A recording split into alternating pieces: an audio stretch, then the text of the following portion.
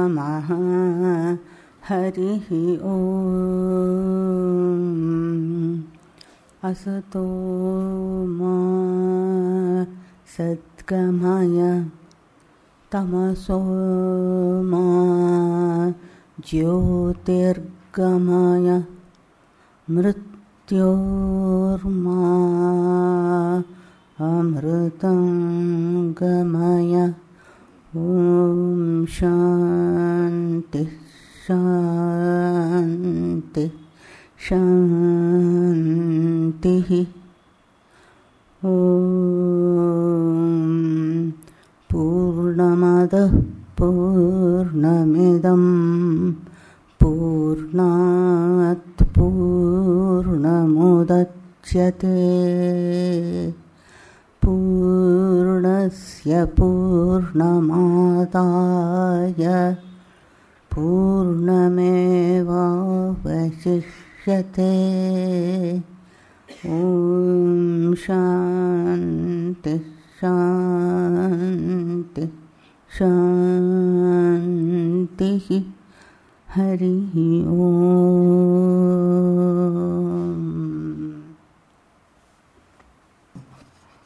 ಸಭೆಗೆ ವಂದನೆಗಳು. ಮಾಸ್ತಿ ಅಧ್ಯಯನ ಪೀಠ, ಮಾಸ್ತಿ ಜೀವನ ಕಾರ್ಯಾಲಯ, ಗೋಖಲೆ ಸಾರ್ವಜನಿಕ ವಿಚಾರ ಸಂಸ್ಥೆಯ ಸಹಯೋಗದೊಂದಿಗೆ ಇಂದು ನಡೆಯಲಿರುವ 20ನೇ ವರ್ಷದ ವಿಶೇಷ ಉಪನ್ಯಾಸ ಪಂಚಕದಲ್ಲಿ ಡಾಕ್ಟರ್ ನರಹಳ್ಳಿ ಸುಬ್ರಹ್ಮಣ್ಯರವರು ಮಾಸ್ತಿಯವರ ಕಥನ ವಿನ್ಯಾಸ ಎಂಬ ವಿಷಯದ ಬಗ್ಗೆ ಮಾತನಾಡಲಿದ್ದಾರೆ. ಅವರಿಗೆ ಮಾಸ್ತಿ ಅಧ್ಯಯನ ಪೀಠ, ಮಾಸ್ತಿ ಜೀವನ ಕಾರ್ಯಾಲಯ ಮತ್ತು ಗೋಖಲೆ ಸಾರ್ವಜನಿಕ ವಿಚಾರ ಸಂಸ್ಥೆಯ ಹಾಗೂ ನೆರೆದಿರುವ ಎಲ್ಲ ಸಭಿಕರ ಪರವಾಗಿ ಹೃತ್ಪೂರ್ವಕ ಸ್ವಾಗತವನ್ನು ಬಯಸ್ತೇನೆ.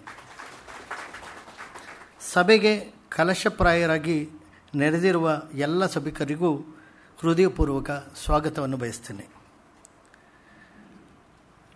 ನರಹಳ್ಳಿ ಬಾಲಸುಬ್ರಹ್ಮಣ್ಯ ಅವರು ಈ ಸಂಸ್ಥೆಯಲ್ಲಿ ಅನೇಕ ಉಪನ್ಯಾಸಗಳನ್ನು ನೀಡಿರುವ ಹಾಗೂ ಎಲ್ಲರಿಗೂ ಚಿರಪರಿಚಿತರು. ಆದರೂ ಸಾಂಪ್ರದಾಯಿಕವಾಗಿ ನಾನು ಅವರ ಬಗ್ಗೆ ತಿಳಿಸಲು ಇಚ್ಛಿಸ್ತೇನೆ. ಈ ನರಹಳ್ಳಿಯವರು ಇದು ಅವರ ಹಳ್ಳಿಯ ಹೆಸರು. ನಮ್ಮ ಹಿರಿಯರು ಹೇಳಿದಂತೆ ಜನನಿ ಜನ್ಮಭೂಮಿಶ್ಚ ಸ್ವರ್ಗಾದಪಿ ಗರೀಯಸಿ, ಅಂದರೆ ಹುಟ್ಟಿದ ಊರು ತಾಯಿ ಏನೇ ಆಗಿದ್ದರೂ ಅವರು ತುಂಬ ದೊಡ್ಡವರು ಅಂತ ಹೇಳೋದನ್ನು ನಮ್ಮ ನರಹಳ್ಳಿಯವರು ಅವರ ಹೆಸರಿನ ಹಿಂದೆ ತಮ್ಮ ಹಳ್ಳಿಯ ಹೆಸರನ್ನ ಇಟ್ಕೊಂಡು ಅವರು ಎಷ್ಟು ಪ್ರಖ್ಯಾತರಾದರೋ ಅವರ ಹಳ್ಳಿನೂ ಅಷ್ಟೇ ಪ್ರಖ್ಯಾತಿಗೆ ತಂದಿದ್ದಾರೆ ಅಂತ ಹೇಳೋದಕ್ಕೆ ಸಂತೋಷ ಪಡ್ತೇನೆ. ಇವರು 1953 ಸೆಪ್ಟೆಂಬರ್ 5ರಂದು ನರಹಳ್ಳಿ ಅಂತ ಒಂದು ಹಳ್ಳಿಯಲ್ಲಿ, ಮೇಲ್ಕೋಟೆ ಹೋಬಳಿ, ಪಾಂಡವಪುರ ತಾಲೂಕು, ಮಂಡ್ಯ ಜಿಲ್ಲೆಯಲ್ಲಿ ತಂದೆ ಶಾನುಭೋಗ್ ಶಿವರಾಮಯ್ಯ ಅವರು ಮತ್ತು ತಾಯಿ ಶ್ರೀಮತಿ ರಾಜಲಕ್ಷ್ಮ ಅವರ ಪುತ್ರನಾಗಿ ಜನಿಸಿದ್ದಾರೆ. ಅವರು BA ಆನರ್ಸನ್ನು 1973ರಲ್ಲಿ ಬೆಂಗಳೂರು ವಿಶ್ವವಿದ್ಯಾಲಯದಲ್ಲಿ ಪ್ರಥಮ ರ್ಯಾಂಕ್ ಗಳಿಸುವುದರ ಮೂಲಕ ಪಡ್ಕೊಂಡಿದ್ದಾರೆ.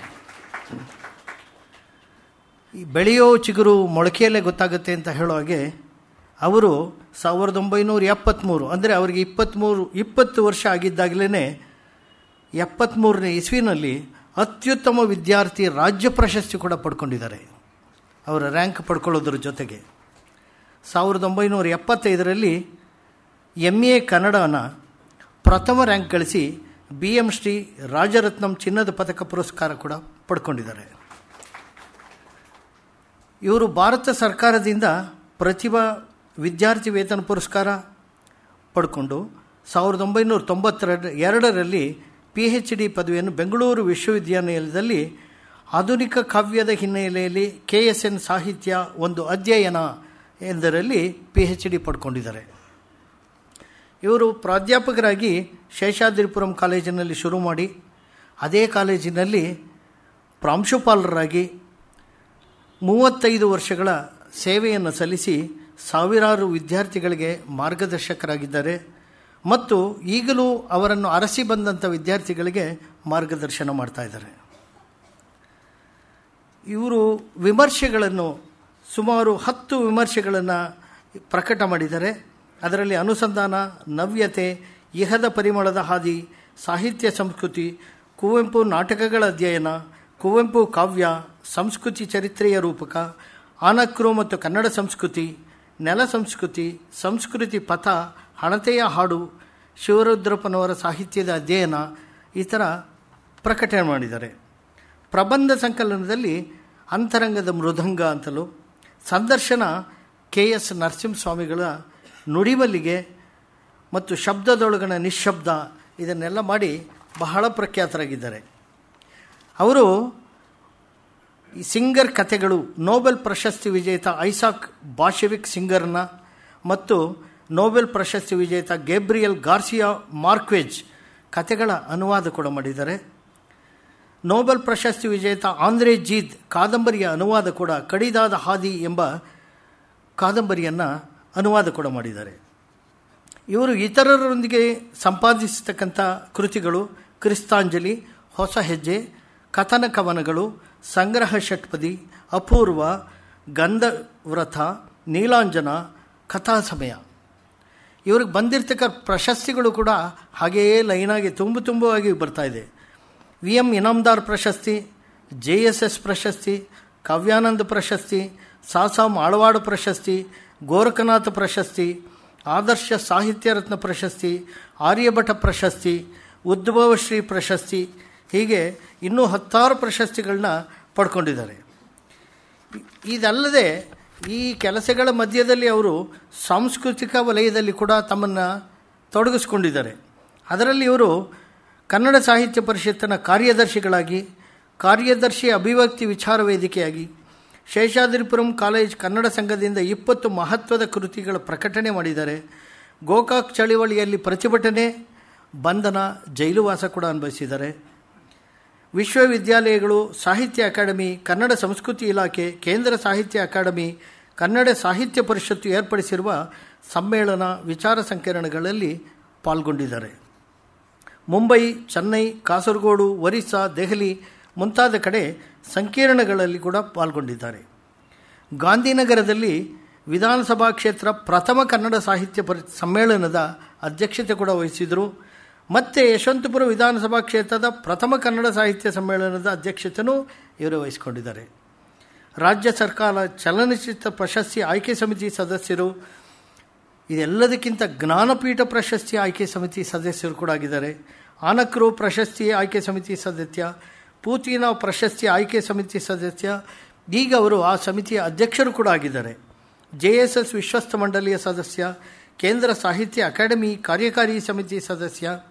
ಇದಲ್ಲದೆ ಇವರು ಬೇರೆ ಬೇರೆ ದೇಶಗಳಲ್ಲಿ, Germany, Belgium, France, Italy, Thailand, America ಮೊದಲಾದ ದೇಶಗಳಲ್ಲಿ ಪ್ರವಾಸ ಮಾಡಿ ಉಪನ್ಯಾಸಗಳನ್ನು ನೀಡಿ ನಮ್ಮ ದೇಶಕ್ಕೆ ಕೂಡ, ಅವರ ಹಳ್ಳಿಗೆ ಅಲ್ಲದೆ ನಮ್ಮ ದೇಶಕ್ಕೆ ಕೂಡ ಒಳ್ಳೆಯ ಹೆಸರನ್ನು ತಂದುಕೊಟ್ಟಿದ್ದಾರೆ.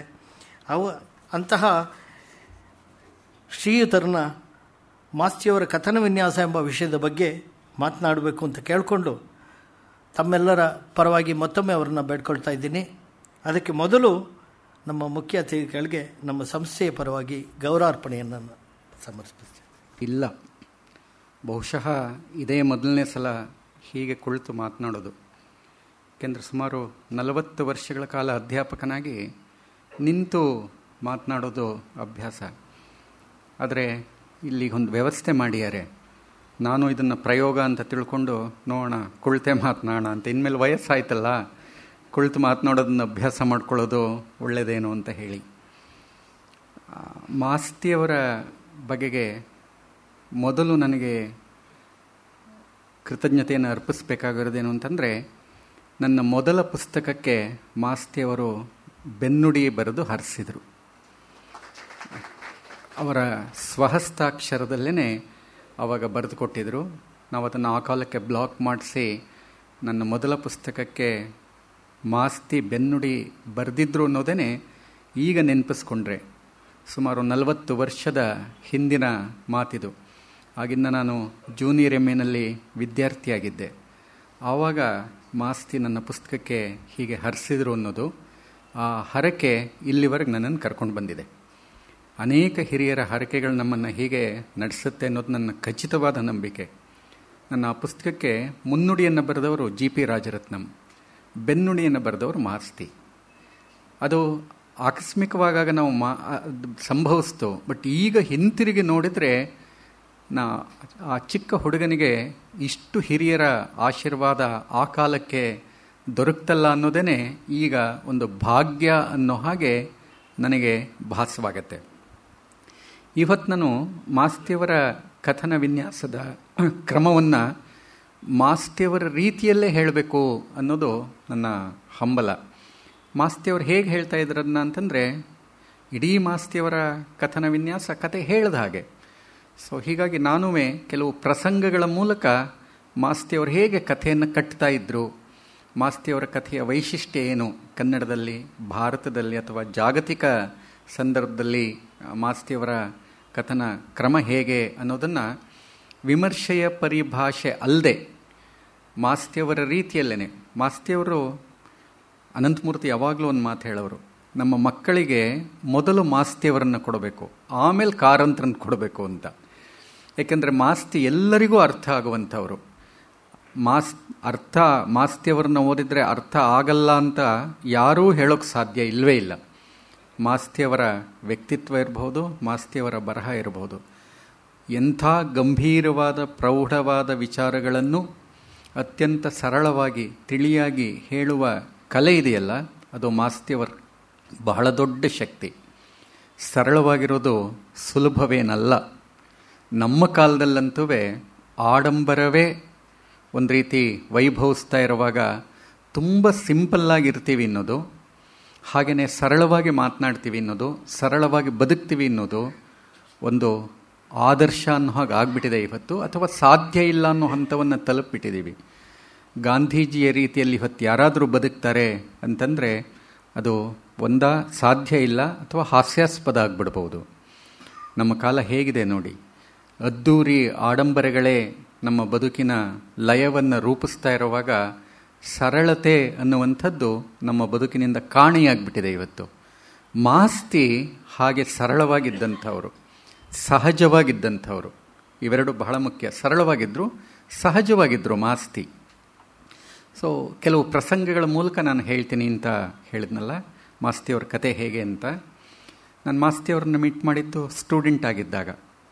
ಸೊ ಒಂದು ಸಾರಿ ಆಗ ನಂಗೆ ಪ್ರೊಫೆಸರ್ GS ಶಿವರುದ್ರಪ್ಪನವರು, ಆ ಕಾಲದಲ್ಲಿ ಶಿವರುದ್ರಪ್ಪನವ್ರು ಏನು ಮಾಡ್ತಿದ್ರು ಅಂದರೆ, ನಾವು MA ಓದ್ತಿದ್ದಾಗ ವಿದ್ಯಾರ್ಥಿಗಳನ್ನು ಬೆಂಗಳೂರಿನಲ್ಲಿ ಅನೇಕ ಮಹತ್ವದ ಶ್ರೇಷ್ಠ ಸಾಹಿತಿಗಳಿದ್ರಲ್ಲ, ಅವ್ರ ಮನೆಗೆ ಹೋಗಿ ಮಾತಾಡ್ಸ್ಕೊಂಡು ಬನ್ನಿ ಅಂತ, ಹೋಗಿ ನೋಡ್ಕೊಂಡು ಬನ್ನಿ, ಮಾತಾಡ್ಸ್ಕೊಂಡು ಬನ್ನಿ ಅಂತ ಒಂದೊಂದು ಗುಂಪನ್ನು ಕಳಿಸ್ತಾ ಇದ್ರು, ಒಂದು 7-8 ಜನರನ್ನು.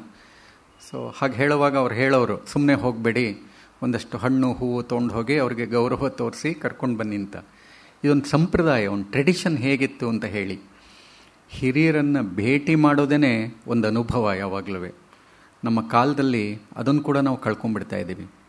ನಮ್ಮ ಮಕ್ಕಳಿಗೆ ನಾವು ಮಾಡಬೇಕಾಗಿರೋ ಬಹಳ ಮುಖ್ಯವಾದ ಕೆಲಸ ಏನು ಅಂತಂದರೆ, ದೊಡ್ಡ ಚೇತನಗಳ ಜೊತೆ ಸಂಪರ್ಕ ಬರೋ ಹಾಗೆ ಮಾಡೋದು. ಇವತ್ತು ಸಮೂಹ ಮಾಧ್ಯಮಗಳಿರ್ಬೋದು ಅಥವಾ ಸುತ್ತಮುತ್ತಲ ಪರಿಸರ ಇರ್ಬೋದು, ಎಲ್ಲ ಕಡೆ ನೋಡಿ ಕುಬ್ಜರು, ನೀಚರು, ಇವ್ರ ಜೊತೆ ನಮಗೆ ಒಡನಾಟ ಇದೆಯೇ ಹೊರತು ಶ್ರೇಷ್ಠ ವ್ಯಕ್ತಿಗಳ ಜೊತೆ ಒಡನಾಟ ಇಲ್ಲವೇ ಇಲ್ಲ. ಮಾದರಿ ಎನ್ನುವ ವ್ಯಕ್ತಿತ್ವಗಳೇ ಇವತ್ತು ಇಲ್ಲದ ಒಂದು ಪರಿಸರದಲ್ಲಿ ನಾವಿದ್ದೀವಿ. TV ಹಾಕಿದರೆ ನೀವು ನೋಡಬಹುದಾದ ಯಾರನ್ನ ಅಂತಂದರೆ, ಯಾರನ್ನ ಬದುಕಿನಲ್ಲಿ ನೋಡಬಾರ್ದು ಅಂತಿರ್ತೀವೋ ಅವರನ್ನೇ ಮತ್ತೆ ತೋರಿಸ್ತಿರ್ತಾರೆ. ನೋಡಬಹುದಾದ ವ್ಯಕ್ತಿಗಳು, ಮಾದರಿಯಾಗಬಹುದಾದ ವ್ಯಕ್ತಿಗಳು ನಮಗಿರೋದೇ ಇಲ್ಲ. ಹಾಗಾದರೆ ಏನು ಮಾಡಬೇಕು ನಾವು ನಮ್ಮ ಮಕ್ಕಳಿಗೆ? ನಮ್ಮ ಶಿಕ್ಷಣ ಸಂಸ್ಥೆಗಳಲ್ಲಿ ಅಥವಾ ತಂದೆ ತಾಯಿಗಳು ಇದ್ರ ಬಗ್ಗೆ ಸ್ವಲ್ಪ ಆಸಕ್ತಿಯನ್ನು ವಹಿಸಬೇಕು. ಶಿವರುದ್ರಪ್ಪನವ್ರು ಹಾಗೆ ಮಾಡ್ತಾಯಿದ್ರು ನಮಗೆ. ಮಾಸ್ತಿಯವ್ರ ಮನೆಗೆ ಹೋದ್ವಿ ನಾವು. ಆಮೇಲೆ ಕೇಳಿದ್ರು ಮಾಸ್ತಿ, ಎಲ್ಲರನ್ನೂ ಪ್ರೀತಿಯಿಂದ ಮಾತಾಡಿಸ್ತಾ ಇದ್ರು ಮಾಸ್ತಿ. ಸೊ ಪಕ್ಕದಲ್ಲಿ ಕೂರಿಸ್ಕೊಂಡು ಹೆಗಲ ಮೇಲೆ ಕೈ ಹಾಕಿ, ಯಾವೂರು ನಿಂದು ಅಂತಂದರು. ನಾನು ನರಹಳ್ಳಿಯಿಂದೆ. ಎಲ್ಲಿ ನರಹಳ್ಳಿ ಅಂತಂದರು. ಮೇಲ್ಕೋಟೆ ಹತ್ತಿರ ಅಂತ. ಆವಾಗ ತಕ್ಷಣ ಅವರು ಕೇಳಿದರು, ಮೇಲ್ಕೋಟೆ ಹತ್ತಿರ ಜಕ್ನಹಳ್ಳಿ ಅಂತಿದೆ ಗೊತ್ತಾ ನಿಂಗೆ ಅಂದರು. ನಮ್ಮೂರು ಪಕ್ಕ ಊರದು ಜಕ್ನಹಳ್ಳಿ ಅನ್ನೋದು. ಗೊತ್ತು ಸರ್ ಅಂದರೆ ಹಂಗೆ ಸ್ವಲ್ಪ ಖುಷಿ ಆಯಿತು. ನಮ್ಮೂರು ಪಕ್ಕದ ಊರ ಹೆಸರು ಹೇಳಿದ್ರಲ್ಲ ಮಾಸ್ತಿ ಅಂತವರು ಅಂತ. ಅವ್ರು ತಕ್ಷಣ ಹೇಳಿದರು, ಅದಕ್ಕೆ ಕೂಡ್ ರಸ್ತೆ ಅಂತ ಕರೀತಾರೆ ಗೊತ್ತಾ ನಿನಗೆ ಅಂದರು. ನನಗೆ ಸ್ವಲ್ಪ ಆಶ್ಚರ್ಯ ಆಗೋಯಿತು. ಏಕೆಂದರೆ ಕೂಡ್ ರಸ್ತೆ ಅನ್ನೋದು ಗ್ರಾಮೀಣ, ಅಲ್ಲಿ ಜನ ಮಾತ್ರ ಸ್ಥಳೀಯವಾದ ಹೆಸರದು.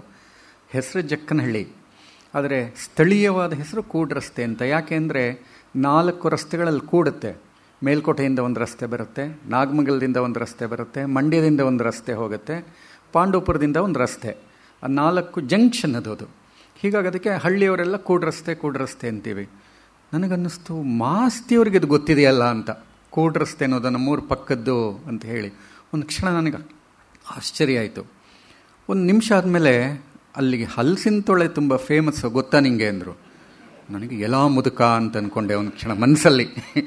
ಅದರಿಂದ ಏನು ಅಂದರೆ ನಿಜ, ಹೌದಲ್ಲಿ ನೀವು ಇವತ್ತೂ ನೀವು ಮೇಲ್ಕೋಟೆಗೆ ಯಾರಾದರೂ ಆ ಕಡೆ ಹೋದರೆ ಜಕ್ಕನಹಳ್ಳಿ ಅಂತ ಒಂದು ಜಂಕ್ಷನ್ ಇದೆ, ಅಲ್ಲಿ ನಿಲ್ಲಿಸಿದ್ರೆ ಕೆಂಪು ಹಲಸಿನ ತೊಳೆ ಸಿಗುತ್ತೆ, ತುಂಬ ರುಚಿಯಾಗಿರುತ್ತೆ. ನಿನ್ನೆ ಕೂಡ ನಾನು ಮೇಲ್ಕೋಟೆಗೆ ಹೋಗಿದ್ದೆ, ಬರ್ತಾ ಅಲ್ಲಿ ನಿಲ್ಲಿಸಿ ಜಕ್ಕನಹಳ್ಳಿಲಿ ಹಲಸಿನ ತೊಳೆ ತಿನ್ಕೊಂಡು ಬಂದೆ.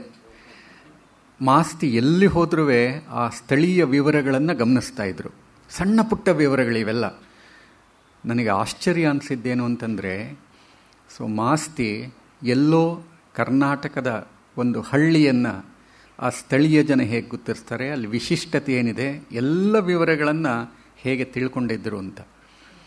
ಮಾಸ್ತಿಯ ಕಥೆಗಳು ಹೀಗೆ ದೈನಿಕ ವಿವರಗಳ ಮೂಲಕವೇ ಕಟ್ಟುವಂಥದ್ದು. ಮಾಸ್ತಿ ಹೇಗೆ ಕತೆ ಕಟ್ತಾಯಿದ್ರು ಅಂತಂದರೆ, ದಿನನಿತ್ಯ ಕತೆ ಹೇಳಿದಾಗೆ. ಯಾರಿಗೋ ನಾವು ಈಗ ನಾನು ಹೇಳ್ತಾ ಇದ್ದೀನಲ್ಲ, ಹಾಗೆ ಮಾಸ್ತಿ ಕತೆ ಹೇಳಿಬಿಡೋರು. ನೀವು ಮಾಸ್ತಿಯವರು ಯಾವ ಕಥೆನಾದರೂ ನೀವು ಗಮನಿಸಿ, ಆ ಮಾಸ್ತಿಯವರ ಕಥೆಗಳು ಹೀಗೆ ದೈನಿಕ ವಿವರಗಳ ಮೂಲಕ, ಡೇ ಟು ಡೇ ಲೈಫ್ ಇರುತ್ತಲ್ಲ, ಆ ಡೇ ಟು ಡೇ ಲೈಫಿನ ವಿವರಗಳನ್ನೇ ಇಟ್ಕೊಂಡು ಮಾಸ್ತಿ ಕಥೆಯನ್ನು ಕಟ್ತಾಯಿದ್ರು. ಅದಕ್ಕೆ ವಿಶೇಷವಾದ ಭಾಷೆಯೋ ಮತ್ತಿನ್ನೇನೋ ಸಾಹಿತ್ಯಿಕ ಪರಿಭಾಷೆಯೋ ಯಾವುದೂ ಅಲ್ಲ, ದಿನನಿತ್ಯದ ಸಹಜ ಮಾತುಗಳನ್ನೇ ಇಟ್ಕೊಂಡು ಮಾಸ್ತಿ ಕಥೆಯನ್ನು ಕಟ್ಟಿದರು.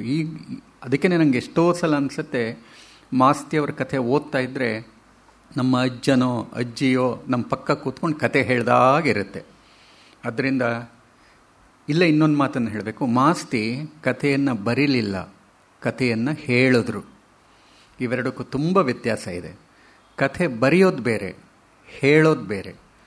ಕಥೆ ಬರೆಯುವಾಗ ಏನಾಗುತ್ತೆ ಅಂತಂದರೆ ಒಂದು ಡಿಸ್ಟೆನ್ಸ್ ಕ್ರಿಯೇಟ್ ಆಗಿಬಿಡುತ್ತೆ. ನಮ್ಮ ಪಾಡಿಗೆ ನಾವು ಬರಿತಾ ಇರ್ತೀವಿ, ಎಲ್ಲೋ ಮನೆಯಲ್ಲಿ ರೂಮಲ್ಲಿ ಕೂತು ನಮ್ಮ ಪಾಡಿಗೆ ನಾವು ಬರಿತಾ ಇರ್ತೀವಿ. ಈಗ ನಾನು ಒಂದು ಲೇಖನವನ್ನು ಬರೆಯೋದು ಬೇರೆ, ಮಾತನಾಡೋದು ಬೇರೆ.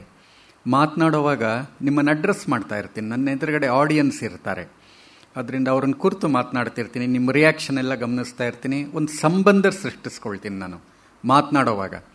ಆದರೆ ಬರೆಯುವಾಗ ಯಾರೂ ನನ್ನ ಎದುರುಗಡೆ ಇರೋದಿಲ್ಲ, ನಾನು ಪೆನ್ನು ಪೇಪರು. ಈಗ ಪೆನ್ನು ಪೇಪರು ಇರೋದಿಲ್ಲ, ಕಂಪ್ಯೂಟರ್ ಇರುತ್ತೆ. ಅದರಿಂದ ಕಂಪ್ಯೂಟರ್ ಮುಂದೆ ಕೂತಿರ್ತೀವಿ, ಇನ್ನು ಜಗತ್ತಿನ್ಯಾರ ಸಂಬಂಧವೂ ಇರೋದಿಲ್ಲ. ಮಾಸ್ತಿಯವರ ಕಥೆಗಳೇನು ಅಂತಂದರೆ, ಹೀಗೆ ಏಕಾಂತದಲ್ಲಿ ಬರೆದ ಕಥೆಗಳಲ್ಲ, ಲೋಕಾಂತದಲ್ಲಿ ಬರೆದ ಕಥೆಗಳು. ಅಂದರೆ ಮಾಸ್ತಿಯವರ ಸಂಬಂಧವನ್ನು ಸೃಷ್ಟಿಸ್ಕೊಳ್ತಾ ಇದ್ರು. ಅದಕ್ಕೇ ಮಾಸ್ತಿಯವರ ತಂತ್ರನೇ, ಕಥನ ವಿನ್ಯಾಸನೆ ಹೇಗಿದೆ ಅಂತಂದರೆ, ಯಾರಿಗೋ ಹೇಳೋ ರೀತಿಯಲ್ಲೇ ಕಥೆಗಳಿರೋದದು. ಅದರಿಂದ 4 ಜನ ಸ್ನೇಹಿತರು ಇರ್ತಾರೆ, ಅವರು ಇವತ್ತು ನಾನೊಂದು ಕತೆ ಹೇಳ್ತೀನಿ ಅಂತ ಕತೆ ಹೇಳ್ತಾರೆ, ಇದಾಯಿತು ಅಂತ ಹೇಳಿ. ಅಂದರೆ ಮಾಸ್ತಿ ಕಥೆಯನ್ನು ಬರೀಲಿಲ್ಲ, ಕಥೆಯನ್ನು ಹೇಳಿದ್ರು. ಇದು ಬಹಳ ಇಂಪಾರ್ಟೆಂಟು. ಇದೇ ಮಾಸ್ತಿಯವರ ಕಥನ ವಿನ್ಯಾಸದ ಬಹಳ ಪ್ರಧಾನವಾದ ಅಂಶ. ಕನ್ನಡದಲ್ಲಿ ಅಥವಾ ಭಾರತೀಯ ಸಾಹಿತ್ಯದಲ್ಲಿ ಬಹಳಷ್ಟು ಜನ ಕಥೆಗಳನ್ನು ಬರೆದರು, ಆದರೆ ಮಾಸ್ತಿ ಕಥೆಯನ್ನು ಬರೀಲಿಲ್ಲ. ಮಾಸ್ತಿ ಕಥೆಯನ್ನು ಏನು ಮಾಡಿದರು? ಹೇಳಿದ್ರು. ಈ ಹೇಳಿದ್ರು ಅನ್ನೋ ಅಂಶವೇ. ಹಾಗೆ ನೋಡಿದರೆ ಭಾರತೀಯ ಕಥನ ಪರಂಪರೆ ಹೇಳುವಂಥದ್ದು. ಕೇಳು ಜನಮೇ ಜಯ ಧರಿತ್ರಿ ಪಾಲ. ಕುಮಾರವ್ಯಾಸ ಕಥೆಯನ್ನು ಬರೀಲಿಲ್ಲ, ಮಹಾಭಾರತವನ್ನು ಹೇಳ್ದ. ಅದರಿಂದ ಅದಕ್ಕೆ ಒಬ್ಬ ಆಡಿಯನ್ಸ್ ಎದುರುಗಡೆ ಇರ್ತಾ ಇದ್ದಿದ್ದು. ಭಾರತೀಯ ಕಥನ ಪರಂಪರೆಯ ಅತ್ಯುತ್ತಮ ಪ್ರತಿನಿಧಿ ಮಾಸ್ತಿ ಅಂತ ನನಗೆ ಯಾಕೆ ಅನ್ನಿಸ್ತಾರೆ ಅಂತಂದರೆ, ನಮ್ಮಲ್ಲಿ ಈಗಲೂ ರಾಮಾಯಣ ಮಹಾಭಾರತ ಓದ್ತೀವಿ ಅಂತಂದರೆ ಹಳ್ಳಿಯಲ್ಲಿ ಒಂದು ದೀಪ ಹಚ್ಚಿಟ್ಟಿರ್ತಾರೆ, ಟ್ರೆಡಿಷನ್ ಅದು. ಯಾಕೆಂದರೆ ಮಹಾಭಾರತ ನಾವು ಓದ್ತಿರ್ತೀವಿ ಅಂದರೆ ಒಬ್ಬರೇ ಓದ್ತಿರ್ಬೋದು, ಅದು ಬೇರೆ ವಿಚಾರ. ಆದರೆ ದೀಪ ಏನು ಸೂಚಿಸುತ್ತೆ ಅಂದರೆ ಅಶ್ವತ್ಥಾಮ ಅಲ್ಲಿ ಕೂತಿದ್ದಾನೆ ಅಂತ. ಅಶ್ವತ್ಥಾಮ ನಮ್ಮಲ್ಲಿ ಚಿರಂಜೀವಿ. ಹಾಗೆಯೇ ರಾಮಾಯಣ ಓದ್ತಾ ಇದ್ದರೆ ದೀಪ ಇಟ್ಟಿದ್ರೆ ಅದು ಆಂಜನೇಯ, ಅವನು ಚಿರಂಜೀವಿ ಅಂತ ನಮ್ಮಲ್ಲಿ ಒಂದು ಪರಿಕಲ್ಪನೆ. ಅವ್ರು ಕೇಳ್ತಾ ಇದ್ದಾರೆ ಅಂತ, ನಮ್ಮ ಎದುರುಗಡೆ ಕೂತ್ಕೊಂಡು ನಮ್ಮ ಪಾಡಿಗೆ ನಾವು ಓದ್ತಾ ಇದ್ದೀವಿ ಅಂತಲ್ಲ. ಅಂದರೆ ಮಾಸ್ತಿಯವರು ನಿಜವಾಗೇನು ಅಂತಂದರೆ, ಈ ಭಾರತೀಯ ಪರಂಪರೆ ಇದೆಯಲ್ಲ, ಭಾರತೀಯ ಕಥನ ಪರಂಪರೆ ಹೇಳುವಂಥದ್ದು. ಆ ಹೇಳುವಂತಹ ಕಥನ ಪರಂಪರೆಯನ್ನು ಮಾಸ್ತಿಯವರು ಎಷ್ಟು ಚೆನ್ನಾಗಿ ನಮ್ಮ ಕಥನ ವಿನ್ಯಾಸದಲ್ಲಿ ಅಳವಡಿಸ್ಕೊಂಡ್ರು ಅಂತಂದರೆ, ಹೀಗಾಗಿಯೇ ಮಾಸ್ತಿಯವರ ಕಥೆಗಳೇನಾಗುತ್ತೆ ಅಂದರೆ ಒಂದು ಸಂಬಂಧವನ್ನು ಸೃಷ್ಟಿಸ್ಕೊಳ್ಳುತ್ತೆ.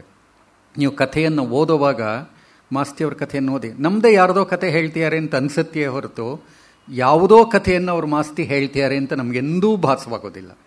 ಹೀಗಾಗಿ 2 ಸಂಗತಿ ನಾನಿಲ್ಲಿ ಹೇಳೋಕ್ಕೆ ಪ್ರಯತ್ನ ಪಡ್ತಾ ಇರೋದು. ಮೊದಲನೇದು, ಮಾಸ್ತಿ ಸ್ಥಳೀಯ ವಿವರಗಳನ್ನು, ದೈನಿಕ ವಿವರಗಳ ಮೂಲಕ ಕಥೆ ಕಟ್ಟಿದರು. ದಿನನಿತ್ಯದ ಭಾಷೆಯನ್ನು ಬಳಸಿದರು. ಸಹಜವಾದ ಲಯ ಅವ್ರದ್ದು. ಅದರಿಂದ ಇವತ್ತೇನಾಯ್ತು ಗೊತ್ತೇನಪ್ಪ ಅಂತ ಹೇಳಿ ಪಕ್ಕದಲ್ಲಿ ಯಾರನ್ನೋ ಕೂರಿಸ್ಕೊಂಡು ಬೆನ್ನು ತಡ್ತಾ ಇವತ್ತೇನಾಯಿತು ಅಂತ ಕತೆ ಹೇಳೋ ಹಾಗೆ. ಇನ್ನೂ ಸ್ಪಷ್ಟವಾಗಿ ಹೇಳಬೇಕಂದ್ರೆ ನಮ್ಮಮ್ಮ ಹೀಗೆ ಮಾಡ್ತಾಯಿದ್ರು. ಸೊ ನಮ್ಮಮ್ಮ ಹಳ್ಳಿಗೆ ಹೋಗಿ ಬಂದರೆ, ನಾವು ಅವರ ಬದುಕಿನ ಕಡೆಯ ದಿನಗಳಲ್ಲಿ ಬೆಂಗಳೂರಿನಲ್ಲಿ ಇರ್ತಾಯಿದ್ರು. ಹಳ್ಳಿಗೆ ಹೋಗಿ ಬಂದ ತಕ್ಷಣ ಅವ್ರು ಕತೆ ಹೇಳೋರು. ಏನಾಯ್ತು ಗೊತ್ತಾ, ನಾನು ಹೋಗಿದ್ದು ಅಂತ ಹೇಳಿ. ನನ್ನ ತಮ್ಮ ಏನು ಮಾಡ್ತಾ ಇದ್ದ, ಹೋಗಿ ಬಂದರೆ ಒಂದೇ ವಾಕ್ಯದಲ್ಲಿ ಮುಗಿಸ್ಬಿಡ್ತಾ ಇದ್ದ. ಊರಿಗೆ ಹೋಗಿದ್ದೆ ಅಂದರೆ ಹೋಗಿದ್ದೆ ಅಂತ. ಏನಾಯಿತು, ಅದೇ ಮಳ್ಳೆ ಕರಿಗೌಡನ ನೋಡಬೇಕು ಅಂತ ಹೋಗಿದ್ನಲ್ಲ, ಅವ್ನು ಸಿಗಲಿಲ್ಲ. ಆಮೇಲೆ ಅಷ್ಟೇ, ಸಿಗಲಿಲ್ಲ, ವಾಪಸ್ ಬಂದೆ, ಮುಗದೇ ಹೋಯಿತು. ನಮ್ಮಮ್ಮ ಹಾಗಲ್ಲ, ಇಲ್ಲಿಂದ ಹೊರಟ್ನಲ್ಲ, ಏನಾಯಿತು ಅಂತಂದರೆ ನೀನು ಬಸ್ ಹಿಡ್ಕೊಂಡು ಹೋಗೋಂದೆಲ್ಲ, ಬಸ್ ಸಿಗಲೇ ಇಲ್ಲ. ಆಮೇಲೆ ಆಟೋ ಕರಿತೀನಿ, ಆಟೋ ಬರಲಿಲ್ಲ. ಸೊ ಅಷ್ಟರಲ್ಲಿ ನಿನ್ನ ಫ್ರೆಂಡಲ್ಲಿ ಬರ್ತಾ ಇದ್ದ ಯಾರೋ ಒಬ್ಬ ಸ್ಕೂಟ್ರಲ್ಲಿ, ಏನಮ್ಮ ಇಲ್ಲಿ ನಿಂತಿದ್ದೀರಿ ಅಂತಂದ. ಅವರು ಹೀಗೆ ನರಹಳ್ಳಿಗೆ ಹೋಗೋದು ಶುರು ಮಾಡಿದ್ರು. ನರಹಳ್ಳಿ ತಲುಪುವಷ್ಟರಲ್ಲಿ ತಿಂಡಿ ತಿನ್ನೋದು ಊಟ ಆಗ್ತಿತ್ತು. ಅವರು ವಾಪಸ್ ಬರೋಷ್ಟರಲ್ಲಿ ಸಂಜೆ ಆಗಿರೋದು ನಮಗೆ. ಅಂದರೆ ಕತೆ ಹೇಳೋರು, ಎಲ್ಲ ವಿವರಗಳು. ನಮ್ಮ ಹಿರಿಯರೆಲ್ಲ ಹೀಗೆ ಕತೆ ಹೇಳ್ತಾಯಿದ್ರು. ಗಮನಿಸಿ, ಎಲ್ಲೋ ಪ್ರವಾಸ ಹೋಗಿ ಬಂತು ಅಂತಂದರೆ ಏನಾಯಿತು ಗೊತ್ತಾ ಅಂತ ಹೇಳಿ ಕತೆ ಹುಟ್ಟುತ್ತಾ ಇತ್ತು. ದಿನನಿತ್ಯದ ಬದುಕಿನಲ್ಲಿ ಕತೆ. ಇವತ್ತು ನಮ್ಮ ಬದುಕಿನಿಂದನೇ ಕತೆ ಹೊರಟೋಗಿದೆ. ನಮ್ಮ ಮಕ್ಕಳೆಲ್ಲ ನೋಡಿ, ನಾನು ಈಗಲೂ ಎಷ್ಟೋ ಸಲ ಕಾಲೇಜಿಂದ ಮನೆಗೆ ಹೋಯಿತು ಅಂತಂದರೆ ನನ್ನ ಹೆಂಡತಿಗೆ ಇವತ್ತೇನಾಯಿತು ಗೊತ್ತಾ ಅಂತ ಬೆಳಗ್ಗೆ ಏನೇನಾಯಿತು ಅದನ್ನೆಲ್ಲ ಹೇಳೋದು. ಇನ್ನವೇ ರಿಪೋರ್ಟಿಂಗ್, ವರದಿ ಮಾಡೋದು. ನಮ್ಮಲ್ಲಿ ಅದೊಂದು ಅಭ್ಯಾಸ ಇತ್ತು. ಈಗ ನಮ್ಮ ಮಕ್ಕಳನ್ನ ಕೇಳಿ, ಸೊ ಎಲ್ಲ ಊರಿಗೆ ಹೋಗಿ ಬಂದಿರ್ತಾರೆ, ಏನಾಯಿತು, ಏನಾಗಲಿಲ್ಲ, ಹೋಗಿದ್ದೆ ಬಂದೆ. ಅದು ಸರಿ, ಏನು ಅಷ್ಟೇ. ಅಂದರೆ ಮಾತೇ ಬೇಕಿಲ್ಲ ಅವ್ರಿಗೆ. ನೋಡಿ, ಮಾತೇ ಬೇಕಿಲ್ಲ ಅವ್ರಿಗೆ. ಮೊಬೈಲ್ ಒಂದಿದ್ದರೆ ಸಾಕು. ಅದರ ಅರ್ಥ ಏನು ಅಂತಂದರೆ ಮನುಷ್ಯರೇ ಬೇಕಿಲ್ಲ.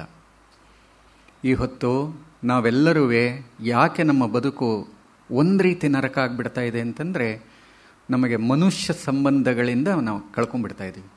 ಮನುಷ್ಯ ಸಂಬಂಧಗಳನ್ನು ನಾವು ಕಳ್ಕೊಂಡ್ಬಿಡ್ತಾ ಇದ್ದೀವಿ. ನಮಗೆ ಗೊತ್ತಿಲ್ಲದ ಹಾಗೆ ಕಳ್ಕೊಳ್ತಾ ಇದ್ದೀವಿ. ಇದು ನನ್ನ ನಿಮ್ಮ ಯಾರ್ದೋ ಒಬ್ಬರಿಬ್ಬರ ಬದುಕಲ್ಲ, ಸಮಾಜದಲ್ಲೇ ಆಗ್ತಿರೋ ಪಲ್ಲಟ ಇದು. ಸಮಾಜದಲ್ಲೇ ಯಾವ ರೀತಿ ಪಲ್ಲಟ ಆಗ್ತಿದೆ ಅಂತಂದರೆ, ಮನುಷ್ಯ ಸಂಬಂಧಗಳು ದುರ್ಬಲವಾಗ್ತಾ ಇದೆ. ಸಂಬಂಧಗಳ ಗಾಢತೆ ಕಡಿಮೆ ಆಗ್ತಾ ಇದೆ. ಮನೆಯಲ್ಲಿ ಮೊಮ್ಮಕ್ಕಳನ್ನ ಕೂರಿಸಿ ಕತೆ ಹೇಳುವ ಅಜ್ಜಿ ಇವತ್ತಿಲ್ಲ. ಆದ್ದರಿಂದ ಕೈ ತುತ್ತು ಹಾಕುವ ಅಜ್ಜಿ ಇಲ್ಲ. ಕೈ ಹಿಡಿದು ಕರ್ಕೊಂಡು ಹೋಗೋ ವಾಕಿಂಗ್ ಇಲ್ಲ. ಇವತ್ತು ನಮ್ಮ ಸೋದರ ಮಾವ ನಮ್ಮ ಮನೆಗೆ ಬಂದರೆ ಒಂದು ಬಿಸ್ಕೆಟ್ ಪಟ್ನ, ಒಂದು ಸ್ವಲ್ಪ ಮಲ್ಲಿಗೆ ಹೂ ತೊಗೊಂಬರ್ತಾರೆ. ಯಾರಿಗೆ? 65-66 ವರ್ಷದ ಮುದುಕನಿಗೆ, ನನಗೆ. ಅಂದರೆ ಒಂದು ಬಿಸ್ಕೆಟ್ ಪ್ಯಾಕೆಟು ನನಗೆ. ಯಾಕೆಂದರೆ ಮಕ್ಕಳಿರೋ ಮನೆಗೆ ಬಿಸ್ಕೆಟ್ ತೊಗೊಂಡು ಹೋಗಬೇಕು ಅಂತ ಒಂದು ಕಾನ್ಸೆಪ್ಟ್ ಅವ್ರದ್ದು. ಪಾಪ ಅವ್ರಿಗೆ ಇನ್ನೂ ನನ್ನ ಮಗು ನೋಡಿ, ಮಕ್ಕಳಿರೋ ಮನೆಗೆ, ಮುತ್ತೈದೆಯರೋ ಮನೆಗೆ ಹೂ ತೊಗೊಂಡು ಹೋಗಬೇಕು. ಆದ್ದರಿಂದ ಸೊ ಬಿಸ್ಕತ್ ತೊಗೊಂಡು ಹೋಗಬೇಕು, ಏನೋ ತೊಗೊಂಡು ಹೋಗಬೇಕು ಅಂತ ಹೇಳಿ. ಅಂದರೆ ಯಾಕೆ ಇದೇನೆಂದರೆ ಸಂಬಂಧವನ್ನು ಸೂಚಿಸುತ್ತೆ ಅಂತ ಅಷ್ಟೇ ನಾನು ಹೇಳೋದು. ಆ ಬಿಸ್ಕತ್ ತಿಂತೀವಿ ಬಿಡ್ತೀವಿ ಅದು ಬೇರೆ ವಿಚಾರ, ಅದಲ್ಲ ಪ್ರಶ್ನೆ. ಒಂದು ಸಂಬಂಧವನ್ನು ಸೃಷ್ಟಿಸ್ಕೊಳ್ಳೋ ಒಂದು ಕ್ರಮ ಇರುತ್ತಲ್ಲ. ಮಾಸ್ತಿಯವರ ಕಥೆಗಳು ಹೀಗೆ ಓದುಗರ ಜೊತೆ ಒಂದು ಸಂಬಂಧವನ್ನು ಸೃಷ್ಟಿಸ್ಕೊಳ್ಳುತ್ತೆ. ನೀವು ಮಾಸ್ತಿ ಕಥೆ ಓದಿದರೆ ಗೊತ್ತಾಗತ್ತೆ. ಅದರಿಂದ ಬೇರೆ ಅಂತ ನಮಗೆ ಅನಿಸೋದೇ ಇಲ್ಲ. ಇದು ಬಹಳ ಮುಖ್ಯವಾದ ಸಂಗತಿ. ಎರಡನೇದು, ಇನ್ನೊಂದು ಪ್ರಸಂಗ ನನಗೆ ಬಹಳ ಮುಖ್ಯವಾದಂಥದ್ದು. ಆ ಪ್ರಸಂಗ ಯಾವುದು ಅಂದರೆ, ಮಾಸ್ತಿಯವರು ಪೆರಿಯಾರ್ ಅನ್ನುವ ಮನೆತನಕ್ಕೆ ಸೇರಿದವರು. ಪೆರಿಯಾರ್ ಅಂತಂದರೆ ತುಂಬ ದೊಡ್ಡವರು ಅಂತ. ಒಂದು ಕಾಲಕ್ಕೆ ಮಾಸ್ತಿಯವರ ಮನೆ, ಮಾಸ್ತಿ ಊರದು, ಆ ಮಾಸ್ತಿಯವರ ಮನೆತನ ತುಂಬ ಶ್ರೀಮಂತ ಮನೆತನ ಆಗಿತ್ತು. ಆದರೆ ಮಾಸ್ತಿಯವರ ತಂದೆಯ ಕಾಲಕ್ಕೆ ಅಂಥ ಶ್ರೀಮಂತಿಕೆ ಮಾಸ್ತಿಯವರಿಗಿರಲಿಲ್ಲ. ಸ್ವಲ್ಪ ಕಷ್ಟದಲ್ಲೇ ಮಾಸ್ತಿಯವರು ಇದ್ದರು. ಅಂಥ ಒಂದು ಸಂದರ್ಭದಲ್ಲಿ ಏಕಾದಶಿಯ ಒಂದು ದಿವಸ ಈ ಬ್ರಾಹ್ಮಣ ಹುಡುಗರೆಲ್ಲ ಈ ಶೆಟ್ರ ಮನೆ ಇತ್ತಲ್ಲೊಂದು, ಅದಕ್ಕೆ ಹೋಗಿಯಾರೆ, ದಕ್ಷಿಣೆ ಕೊಡ್ತಾರೆ ಅಂತ ಹೇಳಿಬಿಟ್ಟು. ನಮ್ಮೆಲ್ಲ ಗ್ರಾಮೀಣ ಪ್ರದೇಶದಲ್ಲಿ ಆ ಥರದ್ದೊಂದು ಕಲ್ಪನೆ ಇತ್ತು. ಯಾವುದಾದ್ರು ಒಂದು ಹಬ್ಬ ಆಯಿತು ಅಂದರೆ, ಫಂಕ್ಷನ್ ಆಯಿತು ಅಂತಂದರೆ, ಮದುವೆ ಆಯಿತು ಅಂತಂದರೆ, ಈ ಬ್ರಾಹ್ಮಣ ಹುಡುಗರು ಹೋಗೋರು, ಅವರಿಗೆ ದಕ್ಷಿಣೆ ಕೊಟ್ಟು ಕಳಿಸೋರು. ಆ ಕಾಲಕ್ಕೆ 10 ಪೈಸೆ ಇರ್ಬೋದು, 25 ಪೈಸೆ ಇರ್ಬೋದು, ದೊಡ್ಡವರಾದರೆ 1 ರೂಪಾಯಿ ಇರ್ಬೋದು. ನಾನು ಎಷ್ಟೋ ಸಲ ಹೀಗೆ ನಮ್ಮ ಪಕ್ಕದ ಹಳ್ಳಿಗಳಿಗೆಲ್ಲ 5-6 ಮೈಲಿ ನಡ್ಕೊಂಡು ಹೋಗ್ತಾ ಇದ್ದೆ. ಅದು ನಡ್ಕೊಂಡು ಹೋದ್ರೆ ಒಂದು ಎಳ್ನೀರು ಕೊಡೋರು ಅವರು, ಈ ಫಲಪೂಜೆ ಅಂತ ಮಾಡೋರು. ಫಲಪೂಜೆ ಅಂತ ಮಾಡಿ ಒಂದು ಎಳ್ನೀರು ಕೊಡೋರು. ಆ ಎಳ್ನೀರಿಗೋಸ್ಕರ 5-6 ಮೈಲಿ ನಡ್ಕೊಂಡು ಹೋಗೋದು. ಆಮೇಲೆ 10 ಪೈಸೆ ದಕ್ಷಿಣೆ ಕೊಡೋರು. ದೊಡ್ಡ ಮೊತ್ತವೇ ಆ ಕಾಲಕ್ಕೆ 10 ಪೈಸೆ. ಅದರಿಂದ ಹೀಗೆ ಇವರು ಹೋಗಿದ್ದಾರೆ ದಕ್ಷಿಣೆಯ ಆಸೆಗಾಗಿ. ಹುಡುಗ ಮಾಸ್ತಿ ಹೋಗಿದ್ದಾರೆ. ಹಾಗೆ ಹೋದಾಗ ಎಲ್ಲರಿಗೂ ದಕ್ಷಿಣೆ ಕೊಟ್ಟು ಮಾಸ್ತಿಯವರು ಕೊಟ್ಟಿಲ್ಲ. ಯಾಕೆ ಕೊಟ್ಟಿಲ್ಲ ಅಂತಂದರೆ, ನೀವು ದೊಡ್ಡ ಮನೆತನದವರು, ನಿಮಗೆ ದಕ್ಷಿಣೆ ಕೊಡಬಾರ್ದು ಅಂತ. ಸಾಮಾನ್ಯ ಮನೆತನ ಅಲ್ಲ, ದೊಡ್ಡ ಮನೆತನ.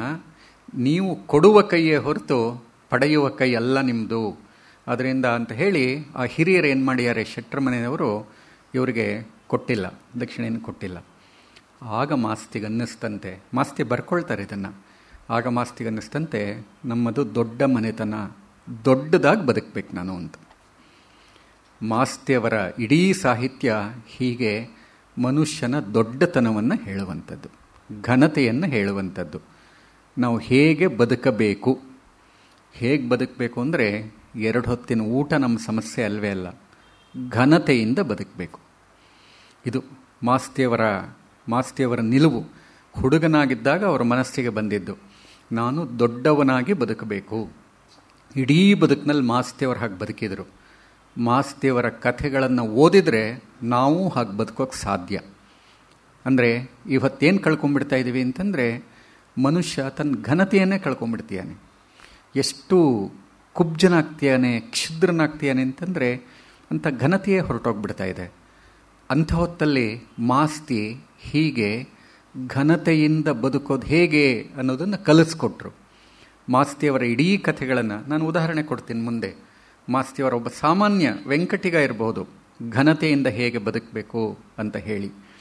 ಅದರಿಂದ ಸಿರಿತನ ಬಡತನ ಅಲ್ಲ ಮುಖ್ಯ, ಹೇಗೆ ಘನತೆಯಿಂದ ಬದುಕೋದು ಅಂತ, ಸಹಜೀವಿಗಳ ಜೊತೆ ಹೇಗೆ ಗೌರವವನ್ನು ಸಂಪಾದಿಸ್ಕೊಳ್ಳೋದು ಅಂತ ಹೇಳಿ.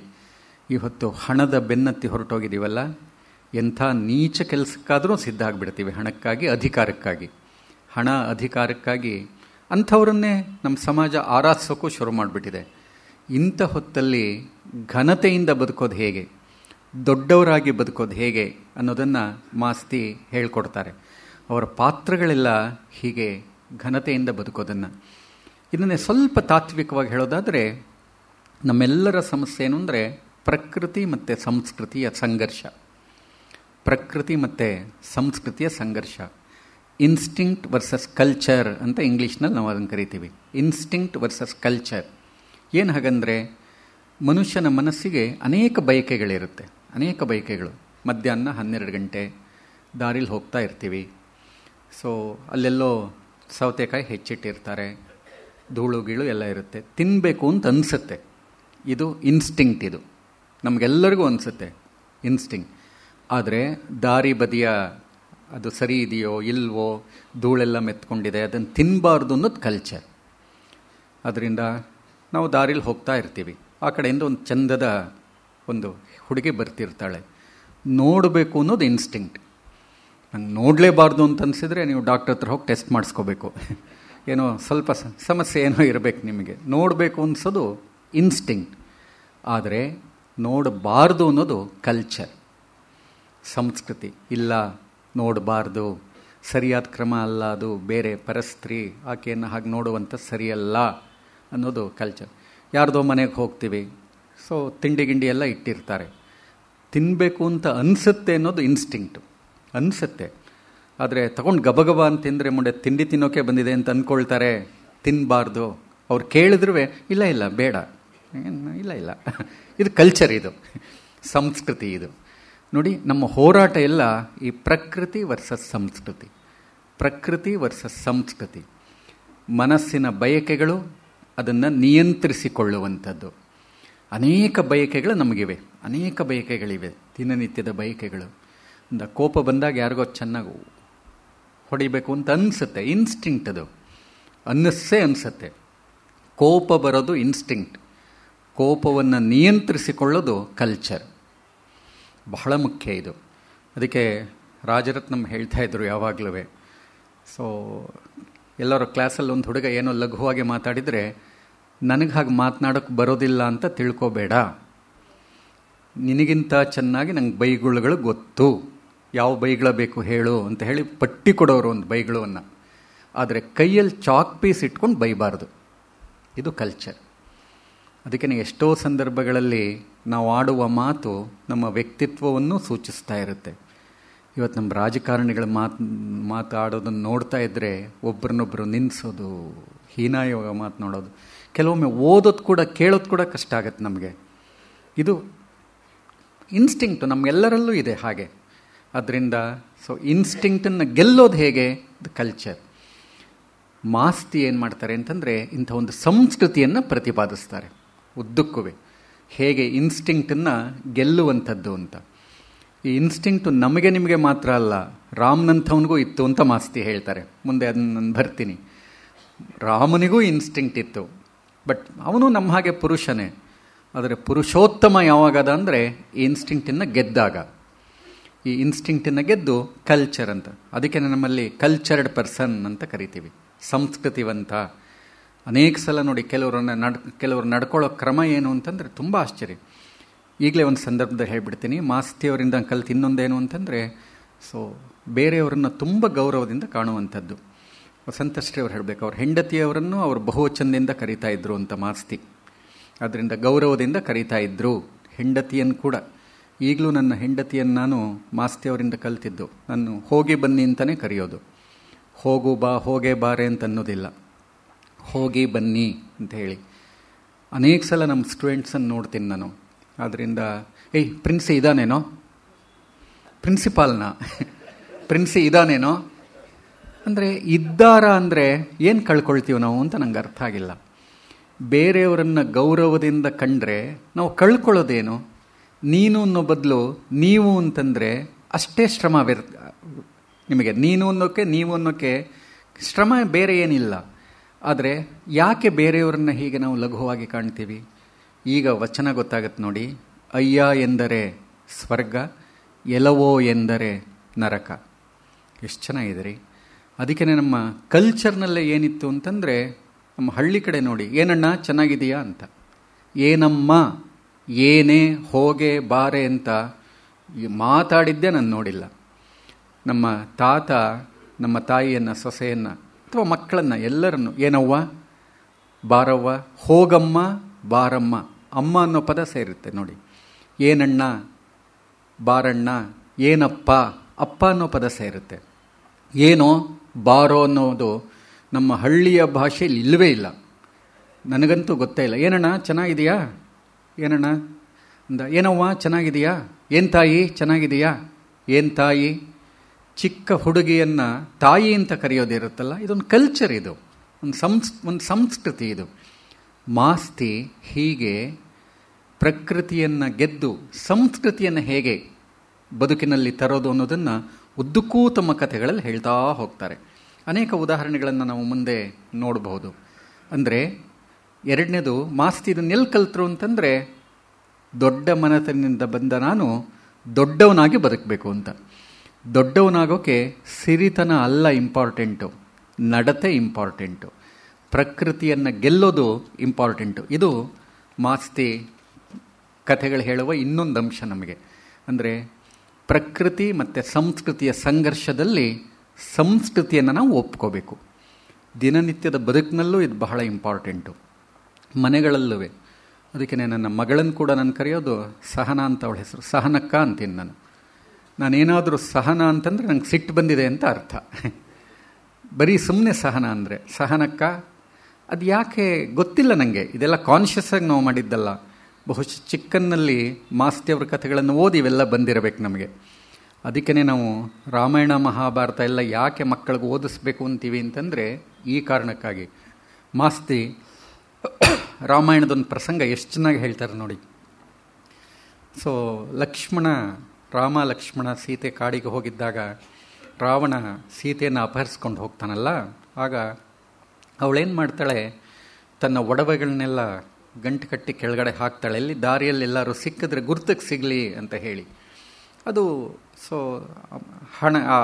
ಇದು ಜಟಾಯುವಿಗೆ ಸಿಗುತ್ತೆ. ಆ ಜಟಾಯುವಿಗೆ ಸಿಕ್ಕಾಗ ಅದು ರಾಮನಿಗೆ ತಂದು ಕೊಡ್ತಾನೆ. ರಾಮ ಅದನ್ನು ಒಂದೊಂದೇ ಒಡವೆಯನ್ನು ನೋಡ್ತಿರ್ತಾನೆ. ನೋಡಿದಾಗ ಸೀತೆಯ ಒಡವೆ. ಅವನಿಗೆ ದುಃಖ ತಡೆಯೋಕ್ಕಾಗೋದಿಲ್ಲ. ಯಾಕೆಂದರೆ ಒಂದು ಒಡವೆ ನೋಡಿದಾಗ ಸೀತೆಯ ನೆನಪಾಗ್ತಾ ಇರುತ್ತೆ. ಇದು ಅವಳ ಮೂಗುತಿ, ಇದು ಅವಳ ಸರ, ಇದು ಅವಳ ಕಾಲುಂಗರ ಇತ್ಯಾದಿ ಇತ್ಯಾದಿ. ಪಕ್ಕದಲ್ಲಿ ಲಕ್ಷ್ಮಣ ಇರ್ತಾನೆ, ಹೇಳ್ತಾನೆ, ನೋಡು ಇದು ನಿನ್ನ ಅತ್ತಿಗೆಯ ಸರ, ಇದು ನಿನ್ನ ಅತ್ತಿಗೆ ಮೂಗುತಿ, ನಿನ್ನ ಅತ್ತಿಗೆ ಓಲೆ ಅಂತ. ಆಗ ಲಕ್ಷ್ಮಣ ಹೇಳ್ತಾನಂತೆ, ಅಣ್ಣ ಯಾವ ಒಡವೆಗಳು ನಂಗೆ ಅಷ್ಟು ಪರಿಚಯ ಇಲ್ಲ, ಕಾಲುಂಗ್ರ ಮಾತ್ರ ನಮ್ಮ ಅತ್ತಿಗೆನೇ ಇದು ಅಂತ. ಯಾಕೆಂದರೆ ದಿವಸ ಪಾದ ಮುಟ್ಟಿ ನಮಸ್ಕಾರ ಮಾಡ್ತಿದ್ನಲ್ಲ, ಆಗ ಕಾಲುಂಗ್ರ ನೋಡ್ತಾ ಇದ್ದೆ ನಾನು, ಅದತ್ತಿಗೆ. ಆದರೆ ಎದೆಯಲ್ಲಿ ಹಾಕಿದ್ದ ಪೆಂಡೆಂಟು ಗೊತ್ತಿಲ್ಲ ನನಗೆ, ಯಾಕೆಂದರೆ ದಿಷ್ಟಿಸಿ ನಾನು ಹಾಗೆ ಅತ್ತಿಗೆಯನ್ನು ನೋಡಿಲ್ಲ. ಇದು ಕಲ್ಚರ್. ಕಾಲುಂಗ್ರ ಮಾತ್ರ ಗೊತ್ತು ನನಗೆ, ಯಾಕೆಂದರೆ ಕಾಲು ಮುಟ್ಟಿ ನಮಸ್ಕಾರ ಮಾಡ್ತಾ ಇದ್ದೆ. ಆದ್ದರಿಂದ ಅಂದರೆ ನಿಜವಾಗಿಯೂ ಮಾಸ್ತಿ ಇದನ್ನು ಉದಾಹರಣೆ ಕೊಡುವಾಗ ನಮ್ಮಲ್ಲಿ ಅತ್ತಿಗೆ ಅಂದರೆ ತಾಯಿ ಅಂತ. ನೋಡಿ, ಎಷ್ಟೋ ಸಲ ನಮಗಿಂತ ಚಿಕ್ಕವರಾಗಿರ್ತಾರೆ, ಆದರೆ ತಾಯಿ ಅಂತ ಗೌರವದಿಂದ ಕಾಣಬೇಕು ಅಂತ. ಇದನ್ನೇ ಪ್ರಕೃತಿ ಮತ್ತು ಸಂಸ್ಕೃತಿಯ ಸಂಘರ್ಷ ಅಂತ ಮಾಸ್ತಿ ವಿವರಿಸ್ತಾರೆ. 22 ವರ್ಷದ ಒಬ್ಬ ಹುಡುಗಿ ಇರ್ತಾಳೆ, 24 ವರ್ಷದ ಒಬ್ಬ ಹುಡುಗನಿಗೆ ಮದುವೆ ಮಾಡಿಕೊಡ್ತಾರೆ. ಮನೆಯಲ್ಲಿ 20 ವರ್ಷದ ಒಬ್ಬ ತಮ್ಮ ಇರ್ತಾನೆ. 3 ಜನ ಅಣ್ಣ ತಮ್ಮಂದರು, 24 ವರ್ಷದ ಅಣ್ಣ, 22 ವರ್ಷದ ಅತ್ತಿಗೆ, 20 ವರ್ಷದ ಅಥವಾ 22 ವರ್ಷದ ತಮ್ಮ, 20 ವರ್ಷದ ಒಬ್ಬ ಹುಡುಗಿ. ಅಣ್ಣ ಊರಿಗೆ ಹೋಗ್ತಾನೆ, ಎಲ್ಲಿಗೋ. ಮನೆಯಲ್ಲಿ 22 ವರ್ಷದ ಹುಡುಗ, 20 ವರ್ಷದ ಹುಡುಗಿ ಇಬ್ಬರೇ ಇರ್ತಾರೆ. ಅವ್ರ ಮನಸ್ಸಿನಲ್ಲಿ ಬಯಕೆಗಳು ಮೂಡೋದಿಲ್ಲ ಅನ್ನೋದು ಹೇಗೆ ಹೇಳೋದು? ಆದರೆ ಭಾರತೀಯ ಸಂಸ್ಕೃತಿಯಲ್ಲಿ ಮನಸ್ಸಿನಲ್ಲಿ ಕೆಟ್ಟ ಭಾವನೆ ಬರೋಕ್ಕೆ ಸಾಧ್ಯವೇ ಇಲ್ಲ. ಯಾಕೆ ಸಾಧ್ಯ ಇಲ್ಲ ಅಂದರೆ, ಅಣ್ಣನ ಹೆಂಡತಿಯನ್ನು ನಾವೇನಂತ ಪರಿಗಣಿಸಬೇಕು? ಅತ್ತಿಗೆಯನ್ನು ತಾಯಿ ಅಂತ ಪರಿಗಣಿಸಬೇಕು. ಇದು ಕೌಟುಂಬಿಕ ಸಂಬಂಧವನ್ನು ಉಳಿಸಿರೋದು ನಮ್ಮಲ್ಲಿ ಈ ಹೊತ್ತುವೆ ನಮ್ಮಲ್ಲಿ ತಂಗಿ, ಅತ್ತಿಗೆ ಇವರನ್ನೆಲ್ಲ ಬೇರೆ ದೃಷ್ಟಿಯಿಂದ ನೋಡಬಾರದು. ನೋಡಿದರೆ ನಮ್ಮ ಬಗ್ಗೆನೇ ನಮಗೆ ಅಸಹ್ಯ ಅಂತ ಅನಿಸುತ್ತೆ. ಛೀ, ಎಂಥ ಕೆಟ್ಟವನು ನಾನು, ಹೀಗೆ ನನ್ನ ಅತ್ತಿಗೆಯನ್ನು ಹೀಗೆ ನೋಡ್ಬೋದಾ ನಾನು ಅಂತ ಅನಿಸುತ್ತೆ. ಇದು ಕಲ್ಚರ್ ಅಂತ ಮಾಸ್ತಿ ಇದನ್ನು ಹೇಳ್ತಾರೆ. ಅವರ ರಾಮಾಯಣದ ಬಗ್ಗೆ ಬರೆದಿರುವ ಒಂದು ಪುಸ್ತಕದಲ್ಲಿ, ತುಂಬ ಒಳ್ಳೆಯ ಪುಸ್ತಕ, ಅವರು ರಾಮಾಯಣ ಮಹಾಭಾರತ ಎರಡರ ಬಗ್ಗೆ ಭಾರತ ತೀರ್ಥ ಅಂತ ಹೇಳಿಬಿಟ್ಟು, ಆದಿಕವಿ ವಾಲ್ಮೀಕಿ ಅಂತ, ನಾವು ಓದಲೇಬೇಕಾದ 2 ಪುಸ್ತಕಗಳಿವೆಲ್ಲ, ನಮ್ಮ ಕಲ್ಚರ್ ಹೇಗಿದೆ ಅಂತ ಹೇಳಿ. ಮಾಸ್ತಿ ಹೀಗೇನು ಮಾಡ್ತಾರೆ ಅಂತಂದರೆ, ದಿನನಿತ್ಯದ ಬದುಕಿನಲ್ಲಿ ನಮ್ಮನ್ನು ರಕ್ಷಿಸುವ ಸಂಸ್ಕೃತಿ ಒಂದನ್ನು ಪ್ರತಿಪಾದಿಸ್ತಾರೆ. ಸಂಸ್ಕೃತಿ ಯಾಕೆ ಬೇಕು ಅಂದರೆ, ಯಾವುದೋ ಆದರ್ಶಕ್ಕಲ್ಲ, ನಮ್ಮನ್ನು ನಾವು ರಕ್ಷಿಸ್ಕೊಳ್ಳಿಕ್ಕೆ, ನಮ್ಮನ್ನು ನಾವು ಕಾಪಾಡಿಕೊಳ್ಳಿಕ್ಕೆ, ನಮ್ಮನ್ನು ನಾವು ನಿಯಂತ್ರಿಸಿಕೊಳ್ಳಿಕ್ಕೆ ಬಹಳ ಇಂಪಾರ್ಟೆಂಟು. ಅದಕ್ಕೆ ನಾವು ಡಿಸಿಪ್ಲಿನ್ ಲೈಫಲ್ಲಿ ಇದ್ಬಿಟ್ರೆ ನಮ್ಮ ಅನೇಕ ಸಮಸ್ಯೆಗಳು ಗೊತ್ತಿಲ್ಲದ ಹಾಗೆ ಪರಿಹಾರ ಆಗುತ್ತೆ. ಬೇಕಿದ್ರೆ ಗಮನಿಸಿ, ನಮಗೊಂದು ಡಿಸಿಪ್ಲಿನ್ ಇರಬೇಕು. ನಾನು ಕೆಟ್ಟ ಮಾತು ಆಡೋದಿಲ್ಲ ಅಂತ ನಿರ್ಧಾರ ಮಾಡಿದರೆ ನಮ್ಮ ಅನೇಕ ಸಮಸ್ಯೆಗಳು ಪರಿಹಾರ ಆಗುತ್ತೆ. ಇದು ಮಾಸ್ತಿಯ ಕಥೆಗಳು ನಮಗೆ ತಿಳಿಸಿಕೊಡುವ 2ನೇ ಸಂಗತಿ. 3ನೇ ಪ್ರಸಂಗ ಒಂದಿದೆ. ನಾನು ಈ ಪ್ರಸಂಗಗಳನ್ನೇ ಹೇಳ್ತಾ ಹೋಗಿ ಆ ಮೂಲಕ ಮಾಸ್ತಿ ಹೇಗೆ ತಮ್ಮ ಕಥೆಗಳಲ್ಲಿ ಏನು ಹೇಳ್ತಾರೆ ಅಂತ. ನಾನು ಶಿವಮೊಗ್ಗ ಸುಬ್ಬಣ್ಣ ಒಂದು ಸಾರಿ ಮಾಸ್ತಿಯವ್ರನ್ನ ನೋಡೋಕೆ ಹೋಗಿದ್ವಿ. ಇಲ್ಲೇ ಮಾಸ್ತಿಯವ್ರ ಮನೆ. ವಸಂತಶ್ರೀಯವರ ಹತ್ರ ನಾನು ಮಾತನಾಡ್ತಾ ಹೇಳ್ತಾ ಇದ್ದೆ, ಆ ಮಾಸ್ತಿ ಮನೆಗೇ ಒಂದು ದೊಡ್ಡ ಕಲ್ಚರ್ ಇದೆ, ಅದರಿಂದ ಆ ಮನೆಯನ್ನು ಹೇಗಾದರೂ ಕಾಪಾಡ್ಕೋಬೇಕು ಅಂತ ಹೇಳಿ. ನಮ್ಮಲ್ಲಿ ಹಾಗೆ ಒಬ್ಬರು ಬಾಳಿ ಬದುಕಿದ ಒಂದು ಮನೆಯನ್ನು ಕಾಪಾಡ್ಕೊಳ್ಳೋ ಒಂದು ಸಂಸ್ಕೃತಿಯೇ ನಮ್ಮಲ್ಲಿ ಇಲ್ದಾಗಾಗ್ಬಿಟ್ಟಿದೆ. ಅದರಿಂದ ಮಾಸ್ತಿ ಮನೆಯನ್ನು ಅದೇ ಸ್ಟ್ರಕ್ಚರ್ನಲ್ಲಿದೆ, ದೇವರ ದಯೆ. ಆದ್ದರಿಂದ ಅದನ್ನು ಹಾಗೆ ರಕ್ಷಿಸೋಕೆ ಸಾಧ್ಯ ಆದರೆ ನಿಜವಾಗಿಯೂ ಅದು ಕರ್ನಾಟಕ ಸಂಸ್ಕೃತಿಗೆ ಒಂದು ದೊಡ್ಡ ಕೊಡುಗೆ ಆಗಿಬಿಡತ್ತೆ. ಮಾಸ್ತಿಯವ್ರ ಮನೆ ಆ ಸ್ಟ್ರಕ್ಚರು, ನೀವು ಯಾರಾದರೂ ಮಾಸ್ತಿಯವ್ರ ಮನೆಯನ್ನು ಒಂದು ಸರಿ ಹೋಗಿ ನೋಡಿದರೆ ಗೊತ್ತಾಗುತ್ತೆ ಅದೆಲ್ಲ ಹೇಗೆ ಏನು ಅಂತ ಹೇಳಿ. ನಮ್ಮ ಆನಂದ್ ಇದ್ದಾರೆ, ತೋರಿಸ್ತಾರೆ. ವಸಂತಶ್ರೀ ಅವರಿಗೆ 80 ವರ್ಷ. ಇವತ್ತು ಪಾಪ ಹೋರಾಟ ಮಾಡ್ತೀಯಾರ ಅವರು, ಮಾಸ್ತಿಯವ್ರ ಪುಸ್ತಕಗಳು ಸಿಗಬೇಕು ಎಲ್ಲರಿಗೂ ಅಂತ ಹೇಳಿ. ಅವ್ರು ಹೇಳ್ತಾಯಿದ್ರು, ಮಾಸ್ತಿಯವ್ರು 134 ಪುಸ್ತಕಗಳು ಮಾಸ್ತಿಯವ್ರದ್ದಿರೋದು. ನೋಡಿ ಎಷ್ಟು ಬರೆದಿದ್ದಾರೆ ಮಾಸ್ತಿ, 134 ಪುಸ್ತಕಗಳು. ಅದ್ರಲ್ಲಿ 110 ಪುಸ್ತಕಗಳೆಲ್ಲ ಸಿಗೋ ಹಾಗಿದೆ. ಔಟ್ ಆಫ್ ಪ್ರಿಂಟ್ ಅಂತ ಆಗಬಾರ್ದು ಅಂತ ಹೇಳಿ. ತಮ್ಮ ಈ ವಯಸ್ಸಿನಲ್ಲವೇ ಅವ್ರಿಗೆ 80 ವರ್ಷ ಅಂದರೆ ಅವ್ರನ್ನ ಆಮೇಲೆ ನನ್ನ ಅಂತಾರೆ, ನನ್ನ ವಯಸ್ಸನ್ನು ಯಾಕೆ ಹೇಳ್ತೀರಿ, ನಾನು ಇನ್ನು 80 ವರ್ಷ ಅಲ್ಲ, ಇನ್ನು ಚಿಕ್ಕವಳು ನಾನು ಅನ್ನೋ ರೀತಿಯಲ್ಲಿ. ಹೌದು, ಅವ್ರ ಮನೋಭಾವದಲ್ಲಿ ಚಿಕ್ಕವರೇನೆ. ಆದರೆ ದೇಹ ಕೇಳಬೇಕಲ್ಲ, ಮನಸ್ಸಂತೂ ಅವ್ರು ಚಿಕ್ಕವರು ಅಂತ ಹೇಳ್ತಾರೆ, ಆದರೆ ದೇಹ ಈಗ ಹೇಳ್ತಾಯಿದ್ರು, ಯಾವ ಏಡ್ ಹಾಕೊಂಡ್ರು ಕಿವಿ ಸ್ವಲ್ಪ ಸರಿ ಕೇಳಿಸಲ್ಲ. ಇದು ದೇಹ. ವಯಸ್ಸಿನ ಪರಿಣಾಮ ಮನಸ್ಸಿನ ಮೇಲೆ ಆಗೋದಿಲ್ಲ, ದೇಹದ ಮೇಲೆ ಆಗಿಬಿಡತ್ತೆ. ಇದು ವಯಸ್ಸಿನ ಪರಿಣಾಮ ನಾವು ಅನುಭವಿಸೋದು. ಮನಸ್ಸು ಉತ್ಸಾಹದಲ್ಲೇ ಇರುತ್ತೆ, ಆದರೆ ದೇಹ ಮಾತ್ರ ನಿಯಂತ್ರಣವನ್ನು ಕಳ್ಕೊಳ್ತಾ ಹೋಗುತ್ತೆ. ಪುತಿನ್ ಅದನ್ನು ಯಾವಾಗಲೂ ಹೇಳೋರು, ಏನಪ್ಪ ದೇವರು ನಮಗೆಲ್ಲ ಕೊಟ್ಟಿರ್ತಾನಂತೆ, ಕಣ್ಣು, ಕಿವಿ, ಮೂಗು, ನಾಲಿಗೆ, ಚರ್ಮ, ಹೀಗೆ ವಯಸ್ಸಾಗ್ತಾ ಆಗ್ತಾ ಕೊಟ್ಟಿರೋದನ್ನೆಲ್ಲ ಒಂದೊಂದೇ ವಾಪಸ್ ತೊಗೊಂಡ್ಬಿಡ್ತಾನಂತೆ. ಕಣ್ಣು ತೊಗೊಂಡ್ಬಿಡ್ತಾನಂತೆ, ಕಣ್ಣು ಕಾಣಿಸೋದಿಲ್ಲ. ಕಿವಿ ತೊಗೊಂಡ್ಬಿಡ್ತಾನಂತೆ ವಾಪಸ್ಸು. ಒಪ್ಕೋಬೇಕಪ್ಪ, ಅವನೇ ಕೊಟ್ಟಿದ್ದು, ಅವನೇ ತಗೊಳ್ತಾನೆ, ಏನು ಮಾಡೋದು ಅಂತ. ಕಡೆ ಕಿವಿ ಕೇಳ್ತಿರ್ಲಿಲ್ಲ ಅವ್ರಿಗೆ. ಒಂದು ಕಿವಿ ಕೇಳ್ತಾ ಇತ್ತು, ಇನ್ನೊಂದು ಕಿವಿ ಅಷ್ಟು ಕೇಳ್ತಿರಲಿಲ್ಲ. ಹೋದರೆ ಅವನೇ ಕೊಟ್ಟ ಭಗವಂತ ಕೃಷ್ಣ, ವಾಪಸ್ ಅವನೇ ತೊಗೊಂಡ್ಬಿಡ್ತೀಯಾನೆ, ಏನು ಮಾಡೋದು? ಇದು ಬದುಕನ್ನು ಒಪ್ಪಿಕೊಳ್ಳುವ ಇನ್ನೊಂದು ಕ್ರಮ. ನಮ್ಮ ಹಿರಿಯರೆಲ್ಲ ಹೇಗೆ ನೋಡಿ, ನಾವು ಗೊಣಗಾಡ್ತಿರ್ತೀವಿ, ಕಿವಿ ಕೇಳಿಸಲ್ವಲ್ಲೋ, ದೇವ್ರು ಕೊಟ್ಟಪ್ಪ, ಇದುವರೆಗೆ ಕೇಳಿಸ್ತಾ ಇತ್ತಲ್ಲ, 75 ವರ್ಷ ಕೇಳಿಸ್ತಾ ಇತ್ತಪ್ಪ, ಈಗ ಕೇಳಿಸಲ್ಲ, ಸರಿ ಮತ್ತೆ ಅವನೇ ಕೊಟ್ಟಿಯಾನೆ, ಅವನೇ ತಗೊಂಡಿಯಾನೆ, ಇಟ್ಸ್ ಆಲ್ ರೈಟ್. ಅಂದರೆ ಬದುಕನ್ನು ಹೀಗೆ ಸ್ವೀಕರಿಸೋ ಕ್ರಮ ಇರುತ್ತಲ್ಲ, ಬಹಳ ದೊಡ್ಡ ಮನೋಭಾವ. ಹೀಗೆ ಮಾಸ್ತಿಯವ್ರ ಮನೆಗೆ ಹೋದ್ವಿ ನಾನು ಶಿವಮೊಗ್ಗ ಸುಬ್ಬಣ್ಣ. ಮಾಸ್ತಿಯವರಲ್ಲಿ ಅಂಗಳದಲ್ಲೇ ಕಾಂಪೌಂಡಲ್ಲಿ ಮಾತಾಡ್ತಾ, ಯಾರ ಹತ್ರನೋ ಮಾತಾಡ್ತಾ ನಿಂತಿದ್ರು. ನಾವು ಸ್ವಲ್ಪ, ನಾನು ಶಿವಮೊಗ್ಗ ಸುಬ್ಬಣ್ಣ ಸ್ವಲ್ಪ ದೂರದಲ್ಲಿ ನಿಂತ್ವಿ. ಅವರು ಮಾತು ಮುಗಿಸ್ಲಿ, ಡಿಸ್ಟರ್ಬ್ ಮಾಡೋದು ಬೇಡ ಅಂತ ಹೇಳಿಬಿಟ್ಟು. ಬಟ್ ಮಾತು ಕೇಳಿಸ್ತಾ ಇತ್ತು. ಬಂದವ್ರು ಏನು ಹೇಳ್ತಾಯಿದ್ರು ಅಂತಂದರೆ, ಏನೋ ಪ್ರಾಬ್ಲಮ್ ಹೇಳ್ತಾಯಿದ್ರು. ಬಹುಶಃ ಮಗ ಅವರನ್ನು ಸರಿಯಾಗಿ ನೋಡ್ಕೊಳ್ತಿರಲಿಲ್ಲ ಅಂತನೂ ಮಾತನಾಡ್ತಿದ್ದವ್ರು. ಸುಮಾರು 60-65 ವರ್ಷ ವಯಸ್ಸಿನವರು. ಮಗನ ಮೇಲೇನೋ ಕಂಪ್ಲೇಂಟ್ ಹೇಳ್ತಾಯಿದ್ರು. ಆಗ ಮಾಸ್ತಿ ಅವ್ರಿಗೆ ಸಮಾಧಾನ ಹೇಳ್ತಾಯಿದ್ರು. ಅದು ಪ್ರಸಂಗ ನಮಗೆ ನಾವು ಗಮನಿಸಿದ್ದು. ಮಾಸ್ತಿಯವ್ರು ಹೇಳ್ತಾಯಿದ್ರು, ನೋಡಪ್ಪ ಕಷ್ಟ ತಾಳ್ಕೋಬೇಕು, ಏನು ಮಾಡೋದು ಹಾಗೆ ಅಂತ. ಅವರು ಏನು ಮಾಡಿದ್ರು ಒಪ್ತಾ ಇರಲಿಲ್ಲ. ಅದರಿಂದ ಅಂತ ಅವರು ವಾದ ಮಾಡ್ತಾಯಿದ್ರು ಮಾಸ್ತಿಯವ್ರ ಹತ್ರ. ಆಗ ಮಾಸ್ತಿ ಕಡೆಗೆ ಒಂದು ಮಾತು ಹೇಳಿದ್ರು, ನೋಡಪ್ಪ ನಾನು ಇಲ್ಲಿ ನಿಂತಿದ್ದೀನಲ್ಲ ಕಲ್ಲು ಚಪ್ಪಡಿ, ಒಂದು ಚಪ್ಪಡಿ ಮೇಲೆ ನಿಂತಿದ್ರು, ಇದು ಹೆಚ್ಚು ಉಳಿಪೆಟ್ಟು ತಿನ್ನಲಿಲ್ಲ, ಉಳಿಪೆಟ್ಟು ಹೆಚ್ಚು ಬಿದ್ದಿಲ್ಲ ಈ ಚಪ್ಪಡಿಗೆ, ಅದಕ್ಕೆ ನನ್ನ ಕೈಲಿ ತುಳಿಸ್ಕೊಳ್ತಾ ಇದೆ. ನೋಡು ಅಲ್ಲಿ ಗವಿ ಗಂಗಾಧರೇಶ್ವರನ ದೇವಸ್ಥಾನ ಇದೆಯಲ್ಲ, ಆ ಗವಿ ಗಂಗಾಧರ ಇದನ್ನೆಲ್ಲ ಅವನು ಹೆಚ್ಚು ಉಳಿಪೆಟ್ಟು ತಿಂದಿಯಾನೆ, ಅದಕ್ಕೆ ಒಂದು ವಿಗ್ರಹ ಆಗಿದೆ. ಉಳಿಪೆಟ್ಟು ಬಿದ್ದಷ್ಟು ವಿಗ್ರಹ ಆಗತ್ತಪ್ಪ, ಆದರೆ ಕಲ್ಲು ಒಡೆದು ಹೋಗಬಾರ್ದು. ಕಷ್ಟ ಬಂದಷ್ಟು ನಾವು ಪಕ್ವ ಆಗ್ತೀವಿ, ಆದರೆ ಕುಗ್ಗಬಾರ್ದು, ನಾವು ತಾಳ್ಕೋಬೇಕು. ಇದು ಮಾಸ್ತಿಯವರ ನಿಲುವು. ಎಷ್ಟು ಚೆನ್ನಾಗಿದೆ ಇದು ಅಂತಂದರೆ, ಅವರ ಕಷ್ಟ ಯಾರಿಗೆ ಬರೋದಿಲ್ಲಪ್ಪ, ಕಷ್ಟ ಎಲ್ಲರಿಗೂ ಬರುತ್ತೆ. ನಾವೇನು ಮಾಡಬೇಕು, ಕಷ್ಟ ಬರಬಾರ್ದು ಅಂತ ಹೇಳೋದಲ್ಲ. ಉಳಿಪೆಟ್ಟು ಅವೆಲ್ಲ ಬೀಳ್ತಾ ಇರುತ್ತೆ. ಕಲ್ಲಿಗೆ ಉಳಿಪೆಟ್ಟು ಬಿದ್ದಷ್ಟು ಏನಾಗುತ್ತೆ, ವಿಗ್ರಹ ಆಗುತ್ತೆ. ಉಳಿಪೆಟ್ಟು ಬೀಳದೇ ಇದ್ದರೆ ಚಪ್ಪಡಿ ಆಗಿರುತ್ತೆ, ತುಳಿಸ್ಕೊಳ್ಳುತ್ತೆ. ಹೆಚ್ಚು ಉಳಿಪೆಟ್ಟು ಬಿದ್ದಷ್ಟುವೇ, ಕಷ್ಟ ಬಂದಷ್ಟುವೇ ವಿಗ್ರಹವಾಗಿ ರೂಪುಗೊಳ್ತೀವಿ, ಗೌರವವನ್ನು ಪಡ್ಕೊಳ್ತೀವಿ ನಾವು. ಆದರೆ ಇದು ಬಹಳ ಮುಖ್ಯವಾದ ಮಾತು. ಇವತ್ತು ನನ್ನ ಟೇಬಲ್ ಮೇಲೆ ಇದೇ ಸಾಲಿರೋದು.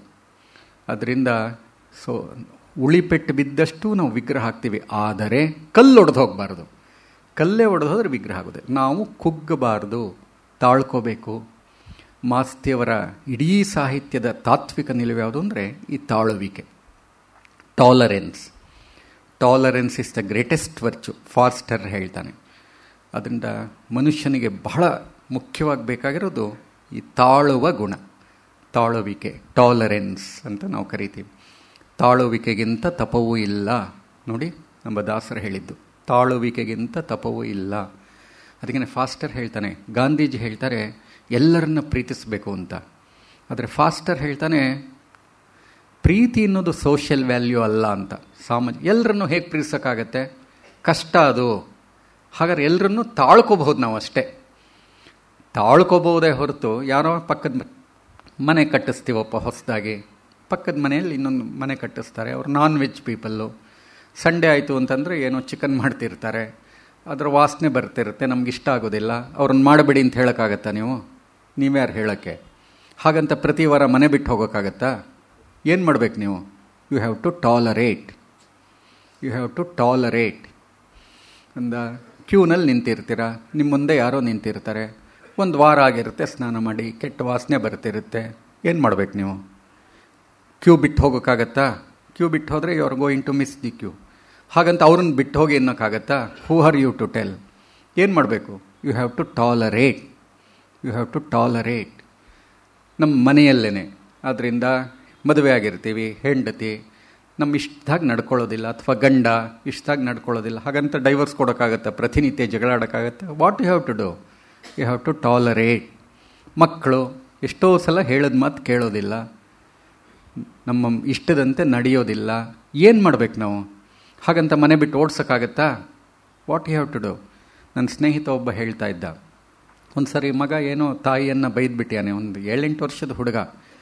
ಅದಕ್ಕೆ ಇವನು ಆಫೀಸಿಂದ ಬಂದಿಯಾನೆ, ಬಂದು ಆ ಮಗನಿಗೆ ಹೇಳಿಯಾನೆ, ಅಮ್ಮನ ಸಾರಿ ಕೇಳು.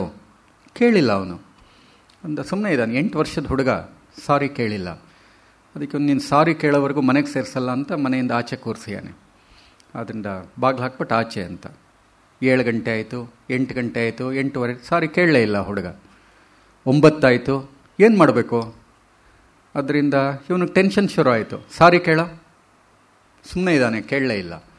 ಆಮೇಲೆ ಕಡೆಗೆ ಹೋಗಲಿ ನಾಳೆ ಕೇಳು, ಒಳಗಡೆ ಬಾ ಅಂತ. ಇನ್ನೇನು ಮಾಡಬೇಕು? ಆಚೆ ಕೂರ್ಸೋಕ್ಕಾಗತ್ತಾ? You have to tolerate. ಆ ಮಗುವನ್ನು ಟಾಲರೇಟ್ ಮಾಡ್ಕೋಬೇಕು. ನೀವು ಇಲ್ಲದೇ ಮಗನನ್ನು ಕಳ್ಕೊಂಡ್ಬಿಡ್ತೀರಾ. ಈಗ ನೋಡಿ, ತಾಳುವಿಕೆ ಒಂದು ದೊಡ್ಡ ಗುಣ. We have to tolerate so many people in our life. ಅಂದ ಯಾವನೋ ದರಿದ್ರ ಬಾಸ್ ಇರ್ತಾನೆ, ನೀವು ಹಾಗಂತ ಬಿಟ್ಟು ಬರೋಕ್ಕಾಗತ್ತೆ ಅಂದರೆ ಕೆಲಸನ? ಅಯೋಗ್ಯ ಬಾಸ್ ಅವನು. ನಮ್ಮಲ್ಲಿ ಒಂದು ಪೋಸ್ಟರ್ ಇತ್ತು, ಒಂದು ಕೋತಿ ಚಿತ್ರ, ಬಾಸ್ ಈಸ್ ಆಲ್ವೇಸ್ ರೈಟ್ ಅಂತ. ಅದರಿಂದ ಎಷ್ಟೋ ಸಲ ಅಯೋಗ್ಯ ಮೇಲಧಿಕಾರಿಗಳಿರ್ತಾರೆ, ನೀವು ಅವ್ರ ಕೈ ಕಡೆ ಕೆಲಸ ಮಾಡಬೇಕಾಗತ್ತೆ. ನೀವು ಈ ಅಯೋಗ್ಯ ಅಂತ ಹೇಳ್ಬಿಟ್ಟು ನೀವು ಕೆಲಸ ಬಿಟ್ಟು ಬಂದರೆ you are going to miss the job. ಬಿಟ್ಟು ಬರೋಕ್ಕಾಗೋದಿಲ್ಲ, ಬದುಕಿನ ಪ್ರಶ್ನೆ. ಹಾಗಂತ ಕೆಲಸ ಮಾಡೋಣ ಅಂತಂದರೆ ಆಗೋದಿಲ್ಲ, ರೇಗ್ತಾ ಇರುತ್ತೆ, ಎವ್ರಿ ಮೂಮೆಂಟ್ ರೇಗ್ತಾ ಇರುತ್ತೆ. What you have to do? You have to tolerate. You have to tolerate. ಒಂದು ಸಲ ಈ ಮನೋಭಾವ ಬಂತು ಅಂತಂದರೆ ಬದುಕು ಸಹನೀಯ ಅಂತ ಅನಿಸ್ಬಿಡುತ್ತೆ. You can manage the life. You can manage the life. ಇದು ಮನೆಯಲ್ಲಿರ್ಬೋದು, ಹೊರಗಡೆ ಇರಬಹುದು. ಅನೇಕ ಸಲ ತುಂಬ ಒಳ್ಳೆಯ ಗುಣಗಳಿರುತ್ತೆ, ಯಾವುದೋ ಒಂದು ನಮಗಿಷ್ಟವಾಗದೆ ಗುಣ ಇರುತ್ತೆ.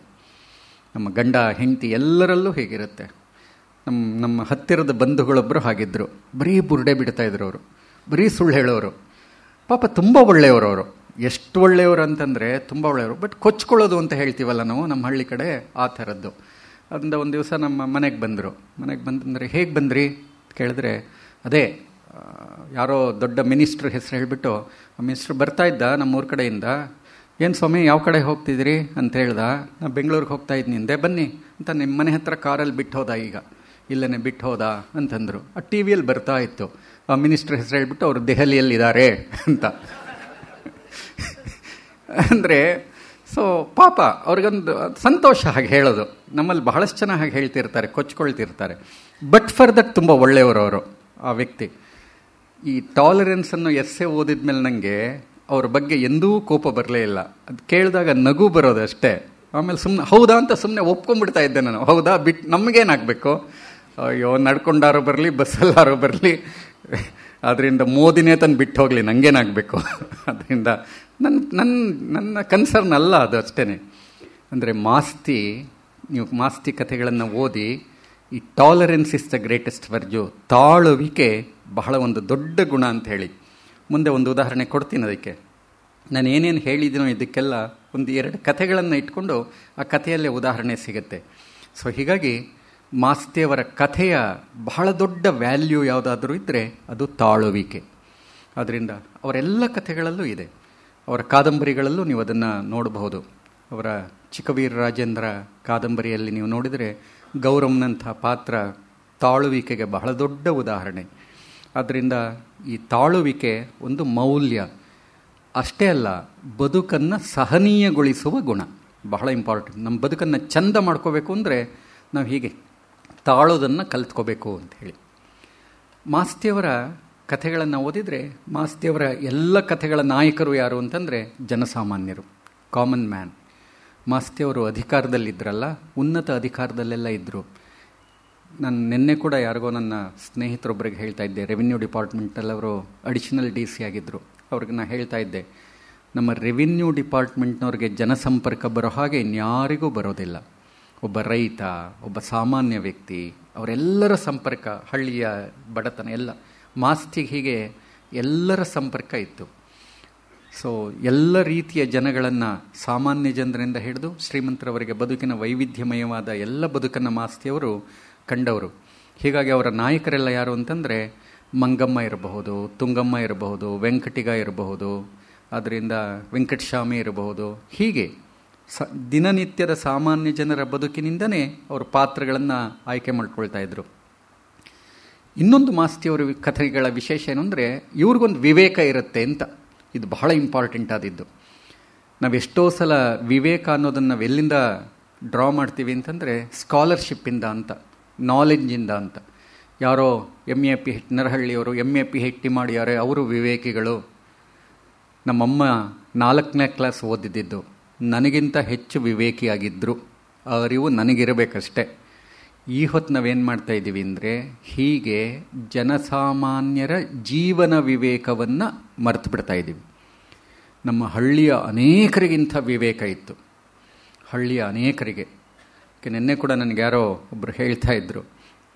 ಅದರಿಂದ ಒಬ್ರು ಯಾರೋ ಹೀಗೆ ಪಟ್ಟಣದ ಒಬ್ಬ ಅತ್ಯಂತ ಆಧುನಿಕ ವ್ಯಕ್ತಿ, ತುಂಬ ದೊಡ್ಡ ಸ್ಕಾಲರ್ ಅನ್ನಿಸ್ಕೊಂಡವನು ತರಕಾರಿ ಅಂಗಡಿಗೆ ಹೋದನಂತೆ. ಅದರಿಂದ ಹೋಗ್ಬಿಟ್ಟು ತರಕಾರಿ ಎಲ್ಲ ತೊಗೊಂಡ, ಟೊಮೆಟೊ ಹಣ್ಣು ಇಟ್ಕೊಂಡ, ಅದ್ರ ಮೇಲೆ ತೆಂಗಿನಕಾಯಿ ಇಟ್ಟ, ಹೀಗೆ ಇಟ್ಕೊಂಡು ಆಮೇಲೆ ಸರಿ.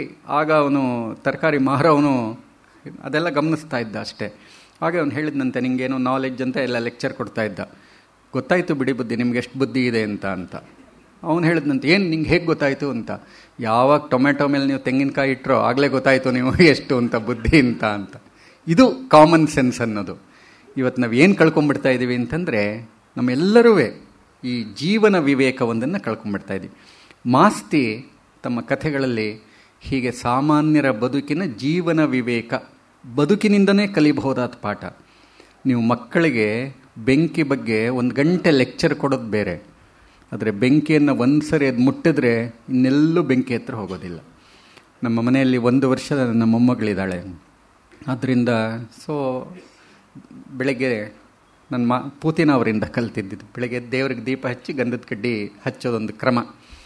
ಅದರಿಂದ ಆ ಮಗುನೂ ಬರುತ್ತೆ, ಆ ಗಂಧದ ಕಡ್ಡಿ ಅದನ್ನು ಮುಟ್ಟಕ್ಕೆ ಹೋಗುತ್ತೆ. ಗಂಧದ ಕಡ್ಡಿ ಹಚ್ಚೋವಾಗ ಒಂದು ದಿವಸ ಏನಾಗಿದೆ, ಒಂಚೂರು ಟಚ್ ಆಗಿದೆ ಆ ಗಂಧದ ಕಡ್ಡಿ. ನಾನು ಮೊದಲೆಲ್ಲ ಅದನ್ನು ಕೊಡಬೇಡ ಅಂದರೆ ಕಿತ್ಕೊಳ್ಳೋದು, ಅದು ಗಂಧದ ಕಡ್ಡಿ ಕಿತ್ಕೊಳ್ಳೋದು, ಹಚ್ಚೋಕೆ ಬಿಡ್ತಿರಲಿಲ್ಲ, ಅಳೋದು, ಏನೋ ಗಲಾಟೆ. ಆಮೇಲೆ ಸ್ವಲ್ಪ ಒಂದು 3-4 ದಿವಸ ಪ್ರಾಬ್ಲಮ್. ಯಾವಾಗಲೂ ಒಂದು ದಿವಸ ಬೈ ಚಾನ್ಸ್ ಏನಾಯಿತು ಅಂದರೆ ಆ ಕಿಡಿ ಒಂಚೂರು ತಾಕಿದೆ. ಈ ಗಂಧದ ಕಡ್ಡಿ ತೋರಿಸಿದ್ರೆ ಮುಟ್ಟೋದೇ ಇಲ್ಲ ಅದು, ನೀನೇ ಹಚ್ಕೋ, ನಾನು ದೂರ ಇರ್ತೀನಿ ಅಂತ. ಅಂದರೆ ಇವತ್ತು ನಮ್ಮ ಮಕ್ಕಳಿಗೆ ನಾವು ಮಕ್ಕಳು ಯಾವುದರಿಂದ ವಂಚಿತರಾಗ್ತಿದ್ದಾರೆ ಅಂದರೆ ಅನುಭವಗಳಿಂದನೇ ವಂಚಿತರಾಗ್ಬಿಡ್ತಿದ್ದಾರೆ. ಎಕ್ಸ್ಪೀರಿಯನ್ಸೇ ಇಲ್ಲ ರೀ, ಯಾವ ಎಕ್ಸ್ಪೀರಿಯನ್ಸು ಇಲ್ಲ ನಮ್ಮ ಮಕ್ಕಳಿಗೆ. ಬೇಕಾದ್ರೆ ಗಮನಿಸಿ. ಮೊನ್ನೆ ಕೂಡ ನಾನೊಂದು ಪೇಪರ್ನಲ್ಲಿ ಓದ್ತಾ ಇದ್ದೆ, ಎಂಥ ಆಘಾತಕಾರಿಯ ಸುದ್ದಿ ಅಂತಂದರೆ 18 ವರ್ಷದ ಮಗಳು, ಫಸ್ಟ್ PUC ಸೆಕೆಂಡ್ PUC ಓದ್ತಾ ಇದ್ದೊಂದು ಹುಡುಗಿ. 2-3 ದಿವಸದ ಘಟನೆ ಇದು, ನೀವು ಗಮನಿಸಿದ್ರೆ. ಆದ್ದರಿಂದ ಅವಳು ಏನೋ ಎಕ್ಸಾಮಿನೇಷನ್ನು ಓದ್ಕೊ ಅಂತ ಹೇಳ್ತಿದ್ಲು ಅವರಮ್ಮ. ಅವಳ ಫ್ರೆಂಡ್ ಏನೋ ಬರ್ತ್ಡೇ ನನಗೆ ಹೋಗಬೇಕು ಅಂತ ಹೇಳಿದ್ಲಂತೆ. ಇವರಮ್ಮ ಹೇಳಿಯಾಳೆ, ಇಲ್ಲ ಕೂತ್ಕೊಂಡು ಓದ್ಕೋ, ಬರ್ತ್ಡೇ ಏನು ಬೇಡ, ಹಾಗೆ ಹೀಗೆ ಅಂತ. ಆಯಿತು ಅಂತ ಅವಳು ರೂಮ್ಗೆ ಹೋಗಿ ಹೇಳೆ, ಮಹಡಿ ಮೇಲೆ. ಸ್ವಲ್ಪ ಹೊತ್ತು ಹೋಗಿ ನೋಡಿದರೆ ಹ್ಯಾಂಗ್ ಮಾಡ್ಕೊಂಡ್ಯಾಳೆ. ಏನ್ರಿ ಆಶ್ಚರ್ಯ ಅನ್ಸತ್ತೆ ನನಗೆ. ಅಂದರೆ ಬರ್ತ್ಡೇಗೆ ಹೋಗಬೇಡ, ನೀನು ಓದ್ಕೋ ಅಂತ ತಾಯಿ ಹೇಳಿದ್ರೆ ಅದಕ್ಕೆ ಜೀವನೇ ಕಳ್ಕೊಂಬಿಡೋದ? ಆತ್ಮಹತ್ಯೆ ಮಾಡ್ಕೊಳ್ಳೋಕ್ಕೆ ಇದು ಕಾರಣನ ಇದು? ಅಂದರೆ ಮಕ್ಕಳನ್ನ ನಾವು ಹೇಗೆ ಬೆಳೆಸ್ತಾ ಇದ್ದೀವಿ ಅನ್ನೋದನ್ನು ನೋಡಿ. ಶಾಕ್ ಅಬ್ಸಾರ್ಬರೇ ಇಲ್ಲ ಅವ್ರಿಗೆ. ಜೀವನದ ಯಾವ ಆಘಾತವನ್ನು ಅದಕ್ಕೆ ಕಾರಣ ತಂದೆ ತಾಯಿಗಳೇ. ಮುದ್ದು ಮಾಡಿ ಮಾಡಿ ಮಾಡಿ ಮಾಡಿ ಮಾಡಿ ಮಾಡಿ ಮಾಡಿ ಏನು ಅಂತಂದರೆ ಒಂದು ಅಪೋಸಿಷನ್ನು ತಾಳೋದಿಲ್ಲ ಅವರು. ಬೇಡ ಅಂದರೆ ನಾನು ಸಾಯ್ತೀನಿ ಅಂತ, ಬೇಡ ಅಂತ ಅನ್ಲೇಬಾರ್ದು ಅವ್ರಿಗೆ. ಅಂದರೆ ಎಲ್ಲವನ್ನ ನಾವು ಹಂಗೆ ಕೊಟ್ಟು ಕೊಟ್ಟು ಕೊಟ್ಟು ಕೊಟ್ಟು ಕೊಟ್ಟು ಅವರಿಗೆ ಬೇಡ ಅನ್ನುವ ಪದವನ್ನೇ ಕಲಿಸಿಲ್ಲ ನಾವು ನಮ್ಮ ಮಕ್ಕಳನ್ನು ಸಾಕ್ತಿರೋ. ಅದಕ್ಕೆ ಕಾರಣವೂ ಇದೆ. ಏನು ಅಂತಂದರೆ ನಾವು ಕಷ್ಟಪಟ್ವಿ, ನಮ್ಮ ಮಕ್ಕಳಾದರೂ ಚೆನ್ನಾಗಿರಲಿ ಅಂತ. ನಮ್ಮ ಮಕ್ಕಳಾದರೂ ಚೆನ್ನಾಗಿರಲಿ ಅನ್ನೋ ಸರಿ, ಆದರೆ ಅವ್ರಿಗೆ ವಿವೇಕನಾದರೂ ನಾವು ಕಲಿಸ್ಬೇಕಲ್ಲ. ಬದುಕಿನ ಕಲಿಸ್ತಾ ಇಲ್ಲ ಈ ಹೊತ್ತು. ಇಲ್ಲದೇ ಇದ್ದರೆ ಆ ಮಗು 18 ವರ್ಷದ ಒಬ್ಬ ಹುಡುಗಿ PUC ಓದ್ತಾ ಇದ್ದವಳು, ನೀನು ಸ್ನೇಹಿತೆಯ ಮನೆಗೆ ಬರ್ತ್ಡೇಗೆ ಹೋಗಬೇಡ ಅಂತ ಹೇಳಿದ್ದಕ್ಕೆ ಸಾಯಬೇಕಾ? ಇದು ಕಾರಣನಾ? ನನ್ನ ಪ್ರಶ್ನೆ ಇಷ್ಟೇ. ಹಾಗಾದರೆ ಆ ಮಗುವಿನ ಮನಸ್ಥಿತಿ ಯಾವ ಬಗೆಯದು? ಯೋಚನೆ ಮಾಡಬೇಕು ನಾವಿದೆಲ್ಲ. ನಾವು ಸುಮ್ಮನೆ ಓದ್ಬಿಟ್ಟು ಸುಮ್ಮನಾಗ್ತೀವಿ. ನಮ್ಮ ಮಕ್ಕಳನ್ನು ನಾವು ಹೇಗೆ ಬೆಳೆಸ್ತಾ ಇದ್ದೀವಿ ಅಂದರೆ, ಕೆಲವೊಮ್ಮೆ ಅದು ಮಕ್ಕಳನ್ನು ಹೊಡೆಯೋದೇ ಇಲ್ಲ ಗೊತ್ತಾ, ಇವತ್ತು ಬೈಯೋದು ಕೂಡ ಇಲ್ಲ. ತುಂಬ ಸರಿಯಾದ ಕ್ರಮ ಅಲ್ಲ ಅದು. ನಮ್ಮಲ್ಲೇನಂತಂದರೆ ಅದಕ್ಕೆ ಕಾರಣ ಇದೆ. ಒಂದೇ ಮಗು ಪ್ರೀತಿಯಿಂದ ಸಾಕೋಣ, ಒಂದೇ ಮಗು ಪ್ರೀತಿಯಿಂದ ಸಾಕೋಣ, ಸಾಕಿ. ಆದರೆ ಎಂಥ ಸ್ಥಿತಿಯನ್ನು ತಂದಿಡ್ತಾ ಇದ್ದೀರಿ.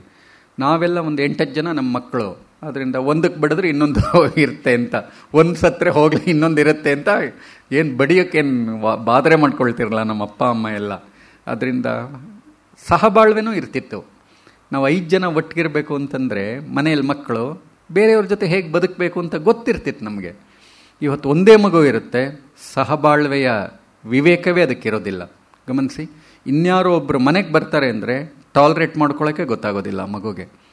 ಅಂದರೆ ಎಂಥ ಅಪಾಯದ ಸ್ಥಿತಿಯಲ್ಲಿ ನಾವಿದ್ದೀವಿ ಅಂತ ಇವೆಲ್ಲ ಮಾಸ್ತಿಕತೆ ಓದಿದಾಗ ಇವೆಲ್ಲ ನಮಗೆ ಗೊತ್ತಾಗತ್ತೆ. ಸೊ ಮಾಸ್ತಿ ಹೀಗೆ ಜೀವನ ವಿವೇಕ ಒಂದನ್ನು. ಅಲ್ಲಿ ಮಂಗಮ್ಮ ಅಂತ ಒಬ್ಳು ಬರ್ತಾಳೆ, ಮೊಸರಿನ ಮಂಗಮ್ಮ ಅಂತ ಈ ಕತೆ. ತುಂಬ ಬ್ಯೂಟಿಫುಲ್ ಆದ ಸ್ಟೋರಿ ಇದು, ಮೊಸರಿನ ಮಂಗಮ್ಮ. ಆ ಮಂಗಮ್ಮ ಮೊಸರನ್ನ ಮಾರ್ತಾ ಇರ್ತಾಳೆ. ನಮ್ಮ ಕಾಲದಲ್ಲಿ ಇವೆಲ್ಲ ಇತ್ತು, ಮೊಸರನ್ನ ಮಾರೋಕ್ಕೆ ಬರೋರು, ಗಟ್ಟಿಯಾದ ಮೊಸರು. ಅದರಿಂದ ಇವತ್ತು ಹಾಲು ಮಾರಾಟ ಮಾಡ್ತಾರೆ, ಮೊಸರನ್ನ ಮಾರಾಟ ಮಾಡೋದು ಅಫ್ಕೋರ್ಸ್ ನಂದಿನಿಯಲ್ಲಿ ಕರ್ಡ್ಸ್ ಅಂತ ಇರುತ್ತೆ. ಆದರೆ ಮೊದಲು ಇಲ್ಲಿ ಮಡಕೆಯಲ್ಲಿ ಮೊಸರನ್ನ ತರ್ತಾಯಿದ್ರು. ಹೀಗೆ ಮಾರಕ್ಕೆ ಬರೋವಳು ಆ ಪಟ್ಟಣದ ತುಂಗಮ್ಮ ಅನ್ನೋಳಗೊಂದು ಮಾತಾಡ್ತಾ, ಹೀಗೆ ರೆಸ್ಟ್ ತಗೊಳ್ಳೋವಾಗ ಮಾತಾಡ್ತಾರಲ್ಲ, ಆಗ ಮಾತಾಡ್ತಾ ಹೇಳ್ತಾಳಂತೆ, ಗಂಡನ ಹೇಗೆ ಚೆನ್ನಾಗಿ ಇಟ್ಕೊಳ್ಳೋದು ಅಂತ. ಇವಳು ಗಂಡ ಬಿಟ್ಟು ಹೊರಟೋಗ್ಯಾನೆ ಇವಳನ್ನ, ಈ ಮಂಗಮ್ಮನ ಗಂಡ ಬಿಟ್ಟು ಹೊರಟೋಗ್ಯಾನೆ, ಅದು ಜಗಳ ಆಡಿಕೊಂಡು. ಬಟ್ ಅದರಿಂದ ಪಾಠ ಕಲ್ತಿಯಾಳು ಇವಳು. ಆದ್ದರಿಂದ ಅವಳಿಗೆ ಹೇಳ್ತಾಳೆ, ನೋಡಮ್ಮ, ಗಂಡನ ಸರಿಯಾಗಿ ಇಟ್ಕೋಬೇಕು ಅಂದರೆ 4 ಗುಣ ಬೇಕಂತೆ.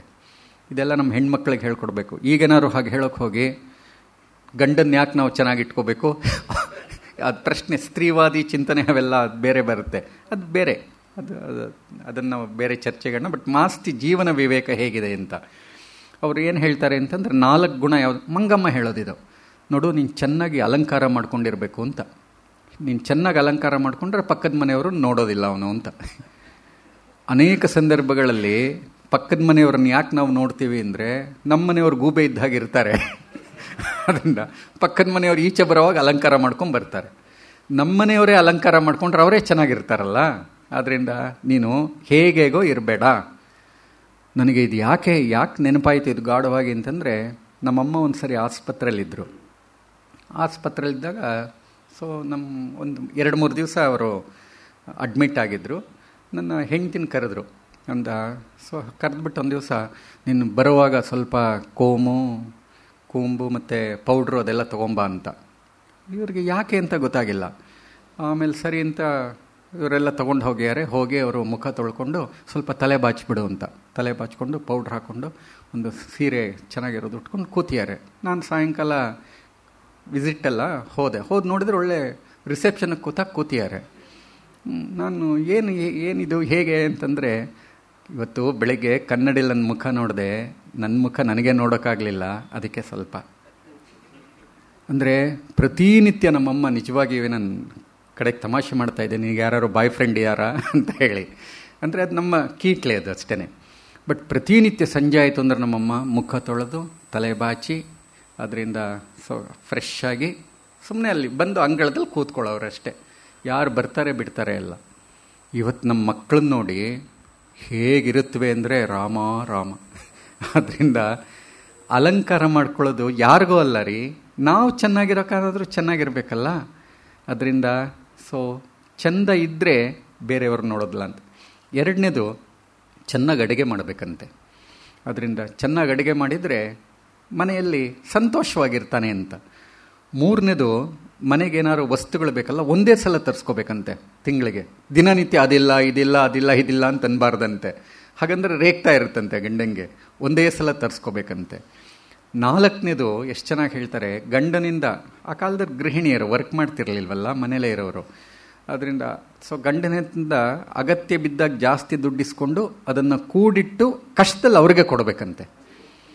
ನಮ್ಮಮ್ಮ ಹಾಗೆ ಮಾಡ್ತಿದ್ರು. ನಿಜವಾಗಿ ಇವೆಲ್ಲ ನಾನು ಗಮನಿಸಿರೋದು. ಸಾಸಿವೆ ಡಬ್ಬಿ ಅಂತಿರೋದು ಅವರಲ್ಲಿ. ಆ ಸಾಸಿವೆ ಡಬ್ಬಿಲಿ ದುಡ್ಡಿಡೋರು. ನಮ್ಮಪ್ಪ ಯಾವಾಗಲೂ ಪಾಪ ಪ್ರಾಬ್ಲಮ್ ಅಂತ ಹೇಳೋರು, ದುಡ್ಡಿಲ್ಲ ಅಂತ ಪರದಾಡೋರು, ಎಲ್ಲೂ ಸಿಗಲಿಲ್ಲ, ಸಾಲಾಗಿಲ್ಲ ಅಂತ. ಆಗ ನಮ್ಮಮ್ಮ, ದೇವಮ್ಮನ ಹತ್ರ ದುಡ್ಡಿದೆ ಈಸ್ಕೊಂಬರ್ಲೇ ಅನ್ನೋರು. ಅದರಿಂದ ದೇವಮ್ಮ ಇವ್ರ ಫ್ರೆಂಡು. ಆಯಿತು ಈಸ್ಕೊಂಬ ಅಂತ. ಅದು 50 ರೂಪಾಯಿಗೆ ಒಂದು ತಿಂಗಳಿಗೆ 5 ರೂಪಾಯಿ ಜಾಸ್ತಿ ಕೊಡಬೇಕಂತೆ ಅಂತ ಬಡ್ಡಿ. 50 ರೂಪಾಯಿಗೆ 5 ರೂಪಾಯಿ ತಿಂಗಳಿಗೆ ಅಂತ. ಆಯಿತು ಹೋಗಲಿ ಇಸ್ಕೊಂಬ ಅನ್ನೋರು. ಅಂದ ಇವರು ಸಾಸಿವೆ ಡಬ್ಬಿಯಿಂದ ಈ ಸೊಂಟಕ್ಕೆ ಸಿಕ್ಕಿಸ್ಕೊಂಡು ಹೋಗೋರು ದೇವಮ್ಮನ ಮನೆಗೆ.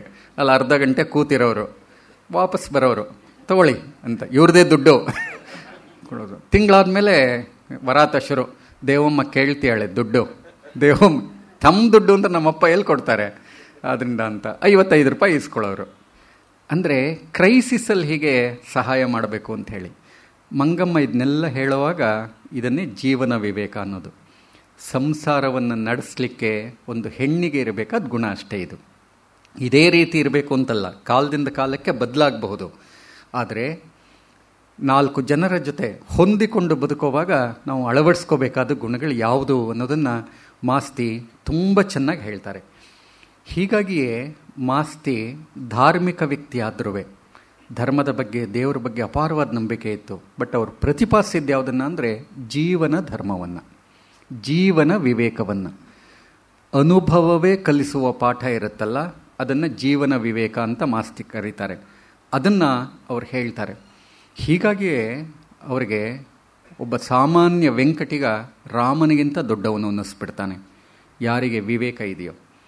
ವೆಂಕಟಿಗನ ಹೆಂಡತಿ ಅಂತ ಒಂದು ಕತೆ ಇದೆ, ಮಾಸ್ತಿಯವರ ಅತ್ಯುತ್ತಮವಾದ ಕಥೆಗಳಲ್ಲಿ ಒಂದದು. ಈ ವೆಂಕಟಿಗ ಹೆಂಡತಿನ ಬಿಟ್ಬಿಟ್ಟಿರ್ತಾನೆ. ಹೆಂಡತಿನ ಯಾಕೆ ಬಿಟ್ಟಿರ್ತಾನೆ ಅಂತಂದರೆ, ಆ ಹೆಂಡತಿ ತನ್ನ ವಯಸ್ಸು ಸಹಜದಲ್ಲಿ ಯೌವನದಲ್ಲಿ ಏನು ಮಾಡ್ತಾಳೆ, ಊರಿನಲ್ಲೊಬ್ಬ ಶ್ರೀಮಂತ ಜಮೀನ್ದಾರ ಇರ್ತಾನೆ, ಅವನಿಂದ ಆಕರ್ಷಿತಲಾಗ್ತಾಳೆ. ಅವನು ಇವಳನ್ನು ಆಕರ್ಷಿಸ್ತಾನೆ, ಸಂಬಂಧ ಬೆಳೆಯುತ್ತೆ. ಹೀಗಾಗಿ ಅವನ ಜೊತೆ ಹೊರಟೋಗ್ತಾಳೆ. ಇವನಿಗೆ ಮನೆ ಬೇಜಾರಾಗುತ್ತೆ, ಆ ಊರು ಬಿಟ್ಟು ಬಂದು ಇನ್ನೊಂದು ಕಡೆ ಇದ್ಬಿಡ್ತಾನೆ. ಸೊ ಹೆಂಡತಿ ಇರೋದಿಲ್ಲ, ಅವನು ಜಮೀನ್ದಾರನ ಜೊತೆ ಇದ್ಬಿಡ್ತಾನೆ. ಒಂದಷ್ಟು ದಿವಸ ಆಗುತ್ತೆ, ಆ ಜಮೀನ್ದಾರ ಅವಳನ್ನು ಬಳಸ್ಕೊಂಡು, ಯೌವನ ಹೋದ್ಮೇಲೆ ಹೆಣ್ಣಿನ ಬದುಕು ಹಾಗೇನೆ. ಸೊ ಯೌವನ ಹೋದ್ಮೇಲೆ ಜಮೀನ್ದಾರ ತಿರಸ್ಕರಿಸ್ತಾನೆ. ಅವಳೊಂಥರ ಆಶ್ರಯವಿಲ್ಲದ ಸ್ಥಿತಿಯನ್ನು ತಲುಪಿಡ್ತಾಳೆ. ಅವನಿಗೆ ಗೊತ್ತಾಗುತ್ತೆ. ಇವನು ಹೋಗ್ಬಿಟ್ಟು ಏನು ಮಾಡ್ತಾನೆ, ಹೆಂಡತಿನ ಕರ್ಕೊಂಬರ್ತಾನೆ. ಆ ಹೆಂಡತಿನ ಕರ್ಕೊಂಡು ಬಂದು ಒಂದು ಮಗುನೂ ಇರುತ್ತೆ, ಆ ಮಗು ಹೆಂಡತಿನ ಕರ್ಕೊಂಬರ್ತಾನೆ. ಇವ್ರು ಯಾರ್ದೋ ಮನೇಲಿ ಕೆಲಸ ಮಾಡ್ತಿರ್ತಾನೆ, ಸೌದೆ ಸೀಳ್ತಾ ಇರ್ತಾನೆ, ಅದೆಲ್ಲ ಕೆಲಸ ಮಾಡ್ತಿರ್ತಾನೆ. ಅವ್ರು ಕೇಳ್ತಾರೆ, ಏನು ಇವಳು ಹೆಂಡತಿ ಬಿಟ್ಬಿಟ್ಟಿದ್ದೆ, ಕರ್ಕೊಂಬಂದ್ರೆ ಏನಾಯಿತು ಅಂತ. ಆಗ ಅವನು ಹೇಳ್ತಾನೆ, ಎಷ್ಟು ಚೆನ್ನಾಗಿ ಹೇಳ್ತಾನೆ ನೋಡಿ ಅವನು, ಏನೋ ವಯಸ್ಸಿನಲ್ಲಿ ಬಿಟ್ಟೊಟ್ಟೋಯ್ತು, ಪೆದ್ದು ಹೋದ್ಲು ಬುದ್ಧಿ, ಈಗ ಅವಳಿಗೆ ಯಾರಿಗೂ ಇಲ್ಲ, ನಾನು ಹೇಗೂ ದುಡಿತೀನಿ, ನಾನು ಸಂಪಾದನೆ ಮಾಡೋ ಒಂದು ತುತ್ತಲ್ಲಿ ಅವಳಿಗೊಂದು ಅರ್ಧ ತುತ್ತು ತಿನ್ನಲಿ, ಇನ್ಯಾರು ಅವಳಿಗೆ. ರಾಮನಂಥ ರಾಮ ಸೀತೆ ರಾವಣನ ಬಳಿ ಇದ್ಲು ಅಂತ ಹೇಳಿ ಯಾರೋ ಒಬ್ಬ ಹೇಳ್ದ ಅಂತ ಹೇಳಿ ಅಗ್ನಿ ಪ್ರವೇಶ ಮಾಡ್ದ ಅಂತ ರಾಮ ಹೇಳ್ತಾನೆ ಸೀತೆನ ಅಕ್ಸೆಪ್ಟ್ ಮಾಡ್ಕೊಳ್ಳೋಕ್ಕೆ. ವೆಂಕಟಿಗ ತನ್ನ ಹೆಂಡತಿ ಬೇರೊಬ್ಬನ ಜೊತೆ ಸಂಬಂಧ ಇಟ್ಕೊಂಡಿದ್ಲು ಅಂತ ಗೊತ್ತಿದ್ದುವೆ ಎಷ್ಟು ಉದಾರವಾಗಿ ಕ್ಷಮಿಸ್ತಾನೆ ಅಂದರೆ, ಏನೋ ಬುದ್ಧಿ ಇಲ್ಲದೆ ಹೋಗಿದ್ಲು, ಈಗ ಅವನು ತಿರಸ್ಕರಿಸ್ಬಿಟ್ಟ, ಈಗ ಯಾರು ಅವಳಿಗೆ ದಿಕ್ಕು ದೆಸೆ ಇಲ್ಲ, ನಾನು ದುಡಿಯೋ ತುತ್ತಲ್ಲಿ ಒಂದು ತುತ್ತು ಅಂದಲ್ಲಿ ಅವಳು ಒಂದು ತುತ್ತು ತಿನ್ಕೊಂಡು ನನ್ನ ಜೊತೆ ಇರಲಿ ಬಿಡಿ. ಇದು ಸಾಮಾನ್ಯ ಜನರ ಉದಾತ್ತತೆ. ಇನ್ನೂ ಒಂದು ಸೂಕ್ಷ್ಮ ಕಥೆಯಲ್ಲಿ ನೀವು ಗಮನಿಸಿದ್ರೆ ಏನಾಗುತ್ತೆ ಅಂದರೆ, ಮಗು ಇರುತ್ತಲ್ಲ, ಆ ಮಗು ಯಾರ್ದು ಅಂತ, ಈ ವೆಂಕಟಿಗನ ಮಗುನ ಅಥವಾ ಜಮೀನ್ದಾರನ ಮಗುನ ಅಂತ ಹೇಳಿ ಇವರಿಗೆ ಆ ಮನೆ ಓನರ್ಗೆ ಒಂದು ಮಾಸ್ತಿಗೆ ಒಂದು ಅನುಮಾನ ಬರುತ್ತೆ. ಕತೆ ಹೇಳ್ತಿರೋರು ಮಾಸ್ತಿ ತಾನೆ, ಅವ್ರಿಗೊಂದು ಅನುಮಾನ ಬರುತ್ತೆ, ಕೇಳಬೇಕು ಅಂತ ಅನಿಸುತ್ತೆ ಅವ್ರಿಗೆ, ಈ ಮಗು ಅಂತ. ವೆಂಕಟಿಗನಿಗೆ ಅನುಮಾನ ಇಲ್ಲ, ನನಗ್ಯಾಕೆ ಬೇಕು ಅದು ಅಂತ. ಎಷ್ಟು ಚೆನ್ನಾಗಿದೆ ಇದು ಅಂತಂದರೆ, ಅವನೇ ಬಾದರ್ ಮಾಡ್ಕೊಂಡಿಲ್ಲ. ಆದ್ದರಿಂದ ಹೆಣ್ಣು ಜೊತೆಗೆ ಒಂದು ಮಗು ಇರಲಿ ಬಿಡಿ, ಒಂದು ತುತ್ತನ್ನ ಸಾಕೋಣ ಅಂದರೆ, ಇಂತಹ ಉದಾತ್ತತೆ ಇದು ರಾಮನಿಗಿಂತ ದೊಡ್ಡ ಉದಾತ್ತತೆ. ಈಗ ಮಾಸ್ತಿಯವರ ಕಥೆ ಗೊತ್ತಾಗುತ್ತೆ. ಸಾಮಾನ್ಯ ಜನರ ಬದುಕಿನ ಉದಾತ್ತತೆಯನ್ನು ಮಾಸ್ತಿ ಹೀಗೆ ಚಿತ್ರಿಸ್ತಾ ಹೋಗ್ತಾರೆ. ಅದು ವೆಂಕಟಿಗ ಇರಬಹುದು, ಅಥವಾ ಮೊಸರಿನ ಮಂಗಮ್ಮ ಇರಬಹುದು, ವೆಂಕಟಸ್ವಾಮಿ ಇರಬಹುದು, ರಂಗಪ್ಪ ಇರಬಹುದು. ನೀವು ಮಾಸ್ತಿಯವರ ಕಥೆಗಳನ್ನೆಲ್ಲ ಓದ್ತಾ ಹೋಯಿತು ಅಂತಂದರೆ, ನೀವು ವೆಂಕಟಿಗನ ಕಥೆ ಓದ್ದಾಗಲಂತೂ ಒಂದು ಕ್ಷಣ ಮೈ ಜುಂಪನ್ನುತ್ತೆ. ನಾವು ಸ್ವಲ್ಪ ಹೀಗೆ ಕ್ಷಮಿಸುವ ಗುಣವನ್ನು ನಾವು ಅಭ್ಯಾಸ ಮಾಡ್ಕೊಂಡ್ರೆ ಬದುಕು ಸಹನೀಯ ಆಗುತ್ತೆ. ಕ್ಷಮಿಸೋದೇ ಇಲ್ವಲ್ರಿ ನಾವು, ಒಂದು ಸಣ್ಣ ತಪ್ಪನ್ನು ಕೂಡ ಕ್ಷಮಿಸೋದಿಲ್ಲ. ಅದರಿಂದ ಎಷ್ಟೋ ಸಂದರ್ಭದಲ್ಲಿ ಒಂದು ಸಣ್ಣ ನಾವು ಬದುಕಿನಲ್ಲಿ ಆಡುವ ಒಂದು ಮಾತು ಇಡೀ ಮನೆಯನ್ನೇ ಹಾಳು ಮಾಡಿಬಿಡುತ್ತೆ. ಒಂದು ಮಾತು. ವೆಂಕಟಿಗ ನೋಡಿ ಎಂಥ ಉದಾತ್ತವಾದ ವ್ಯಕ್ತಿತ್ವ ಅಂತ ಹೇಳಿ. ಇದು ಸಾಮಾನ್ಯ ಜನರ ವಿವೇಕ. ವೆಂಕಟಿಗ ಒಬ್ಬ ಸಾಮಾನ್ಯ ವ್ಯಕ್ತಿ, ರಾಮ ಅಲ್ಲ.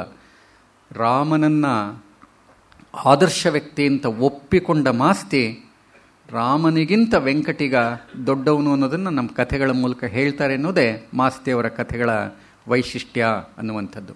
ಹಾಗೆಯೇ ಇಲ್ಲೊಬ್ಬ ಬೈಚೇಗೌಡ ಅಂತ ಬರ್ತಾನೆ, ಅವನು ಅಷ್ಟೇ ಎಂಥ ಉದಾತ್ತ ವ್ಯಕ್ತಿ ಅಂದರೆ ಬೈಚೇಗೌಡ ಒಬ್ಬ ಸಾಮಾನ್ಯ ವ್ಯಕ್ತಿ. ಒಬ್ಬ ಶಾನ್ಭೋಗ ಇರ್ತಾನೆ, ಹಿರಿಯ ಶಾನ್ಭೋಗರು ಒಳ್ಳೆಯವರಾಗಿರ್ತಾರೆ, ಇವನು ಶಾನ್ಭೋಗ ಮೋಸ ಮಾಡ್ತಿರ್ತಾನೆ. ಇವನು ಕಂದಾಯ, ಹಳ್ಳಿ ಕಡೆ ಏನಾಗಿರುತ್ತೆ ಅಂದರೆ ಕಂದಾಯ ಕೊಟ್ಬಿಡ್ತಾರೆ, ಬರ್ಕೊಳ್ಳಿ ಬುದ್ಧಿ ಅಂತ ಹೇಳ್ಬಿಟ್ಟು ಹೊಟ್ಟೋಗ್ತಿರ್ತಾರೆ ಒಂದು ಕಾಲಕ್ಕೆ. ಮಾಸ್ತಿ ಇದನ್ನೆಲ್ಲ ಕಂಡವರು.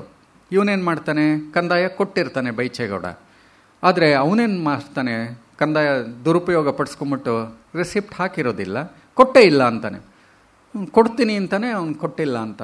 ಕಡೆಗೆ ಒಂದು ಅಪರಾಧ ಅಂತ ಹಾಕ್ಬಿಟ್ಟು ಬೈಚೇಗೌಡ ಶಿಕ್ಷೆಯನ್ನು ಅನುಭವಿಸ್ಬೇಕಾಗಿ ಬರುತ್ತೆ. ಕಥೆ ಹಾಗೆ ಮುಂದುವರಿಯುತ್ತೆ. ಕಡೆಗೆ ಈ ಇವನೇ ಬೈಚೇಗ ಶಾನ್ಭೋಗನೇ ಕಡೆಗೆ ವಸೂಲ್ ಇದರಲ್ಲಿ ಸಿಕ್ಕಾಕೊಂಡು ಅವನು ಜೈಲಿಗೆ ಬರ್ತಾನೆ. ಆ ಜೈಲಿಗೆ ಬಂದಾಗ ಆ ಜೈಲಿನಲ್ಲಿ ಇವನು ಸೀನಿಯರ್ ಅಪರಾಧಿ, ಇವನು ಬೈಚೇಗೌಡ. ಅದರಿಂದ ಅವನನ್ನು ಸ್ವಲ್ಪ ಚೆನ್ನಾಗಿ ನೋಡ್ಕೊಳ್ತಾ ಇರ್ತಾನೆ. ಅವನು ಸಜ್ಜನ ಅಂತ ಹೇಳಿ ಅಲ್ಲಿ ಒಳ್ಳೆಯ ಅಪರಾಧಿ ಅಂತ ಹೇಳಿ ಅವನಿಗೆ ಒಂದು ಮಾನ್ಯತೆ ಇರುತ್ತೆ. ಅಲ್ಲೂ ಒಳ್ಳೆಯವನಾಗೇ ಇರ್ತಾನೆ. ಅವನು ತಾನು ಮಾಡದ ತಪ್ಪಿಗೆ ಜೈಲಿಗೆ ಬಂದಿರ್ತಾನೆ. ಅದಾದಮೇಲೆ ಅವನಿಗೊಂದು ಮಗು ಆಗುತ್ತೆ ಶಾನ್ಭೋಗನಿಗೆ, ನೋಡ್ಕೊಂಬರಬೇಕು ಅಂತ ಹೇಳಿ. ಆಗ ಇವನು ಜೈಲರ್ ಪರ್ಮಿಷನ್ ತೊಗೊಂಡು ಒಂದು ದಿವಸ ಅಂತ ಹೇಳಿಬಿಟ್ಟು ಹೋಗಿ ಅಂತ ಇವನು ಅದಕ್ಕೆ ಜಾಮೀನು ನಿಲ್ತಾನೆ. ಒಂದು ದಿವಸದಲ್ಲಿ ಹೋಗಿ ಬರಬೇಕು ಅಂತ ಹೇಳಿಬಿಟ್ಟು ಅದೇನೋ ಒಂದು ಒಪ್ಪಂದ ಇರುತ್ತೆ. ಇವನು ಹೋಗ್ತಾನೆ ಶಾನ್ಭೋಗ, ವಾಪಸ್ ಬರೋದೇ ಇಲ್ಲ.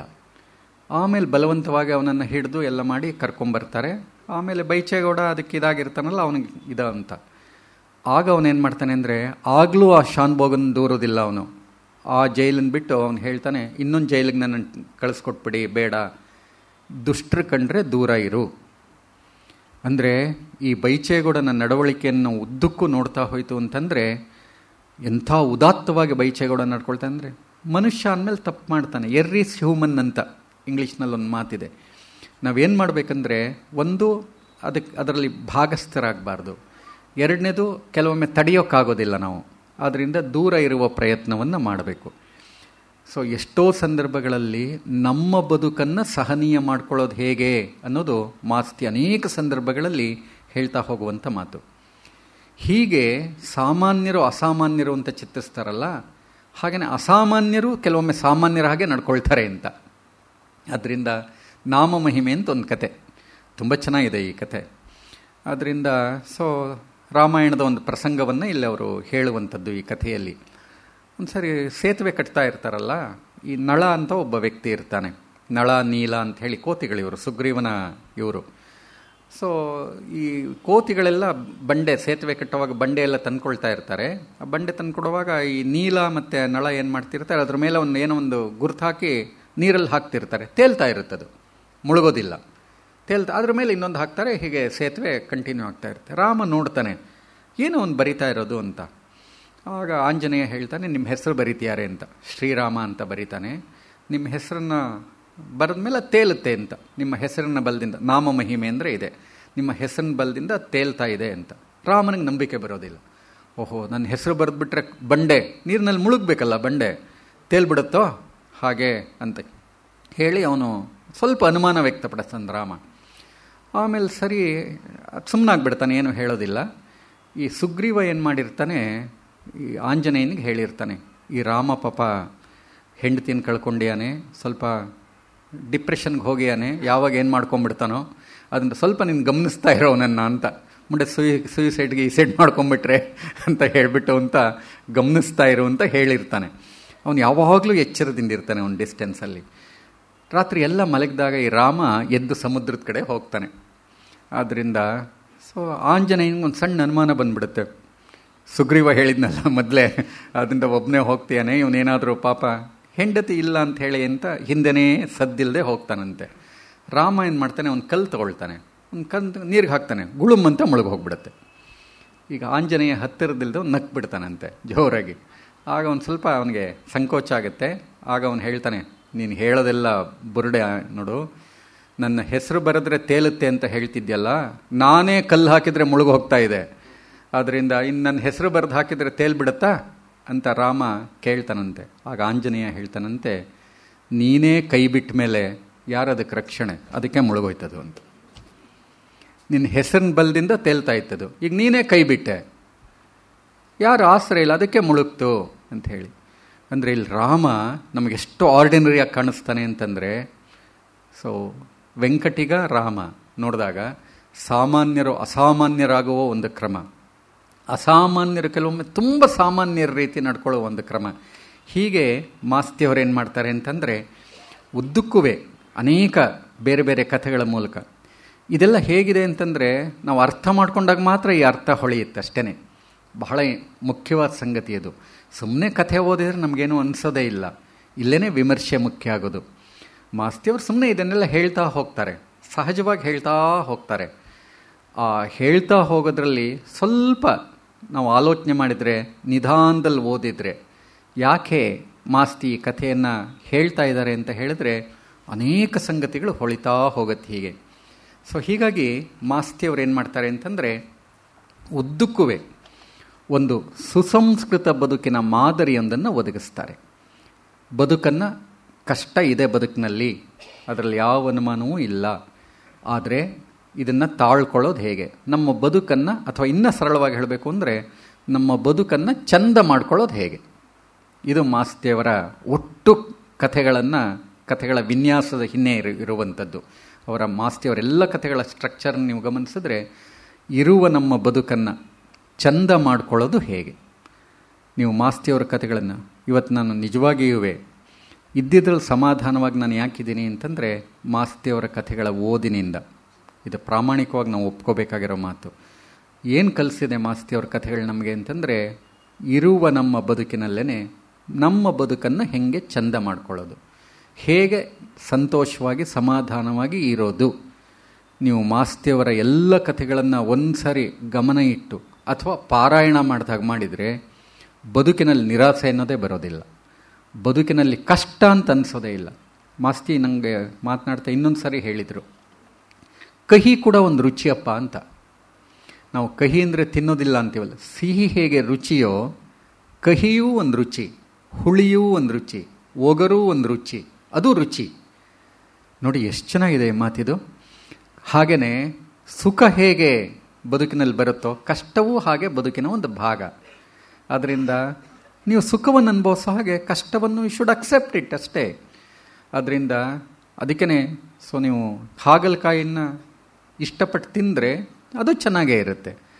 ಅದರಿಂದ ನಮ್ಮಲ್ಲಿ ಎಷ್ಟೋ ಸಲ ಒಗರಿರುವ ಮಾವಿನಕಾಯಿಯನ್ನು ಕೆಲವರು ತಿಂತಾ ಇರ್ತಾರಲ್ಲ, ಅದರಿಂದ ಹುಣಸೆ ಹುಳಿ ಗಮನಿಸಿ, ಹುಣಸೆ ಕಾಯಿ ಅದಕ್ಕೆ ನಾವು ಉಪ್ಪು ಮೆಣಸು ಹಾಕ್ಕೊಂಡು ಜಜ್ಜಿಬಿಟ್ಟು ಅದನ್ನೆಲ್ಲ ತಿಂತೀವಿ. ವಿಚಿತ್ರವಾದ ಒಂದು ರುಚಿ ಅದು. ಅದರಲ್ಲಿ ಹುಳಿಯೂ ಇರುತ್ತೆ, ಸಿಹಿಯೂ ಇರುತ್ತೆ, ಖಾರವೂ ಇರುತ್ತೆ, ಏನೋ ಒಂದು. ಕಹಿಯೂ ಒಂದು ರುಚಿ, ಕಹಿ ನಿರಾಕರಿಸುವಂಥದ್ದಲ್ಲ, ಬಹಳ ಇಂಪಾರ್ಟೆಂಟು. ಕಹಿಯೂ ಒಂದು ರುಚಿ ಅನ್ನೋ ಮಾತೇ ಇದೆಯಲ್ಲ, ನಂಗೆ ಅದ್ಭುತ ಅಂತ ಅನಿಸುತ್ತೆ.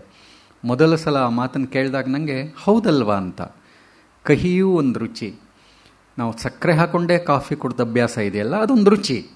ಹಾಗೆಯೇ ಸಕ್ಕರೆ ಹಾಕೊಳ್ಳದೆ ಕಾಫಿ ಕುಡಿದ್ರೆ ಅದು ಒಂದು ರುಚಿ. ಆ ರುಚಿಯನ್ನು ಅನುಭವಿಸಿದವ್ರಿಗೆ ಈ ರುಚಿ.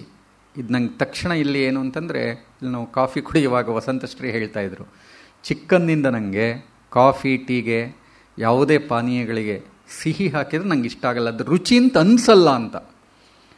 ನನಗೆ ಅನ್ನಿಸ್ತು, ಹೌದಲ್ವಾ, ನಮಗೆಲ್ಲ ಸಕ್ಕರೆ ಹಾಕ್ಕೊಂಡ್ರೆ ರುಚಿ ಅಂತ ಅನಿಸುತ್ತೆ, ಅವರಿಗೆ ಸಕ್ಕರೆ ಹಾಕಿದರೆ ರುಚಿ ಅಂತ ಅನಿಸಲ್ಲ.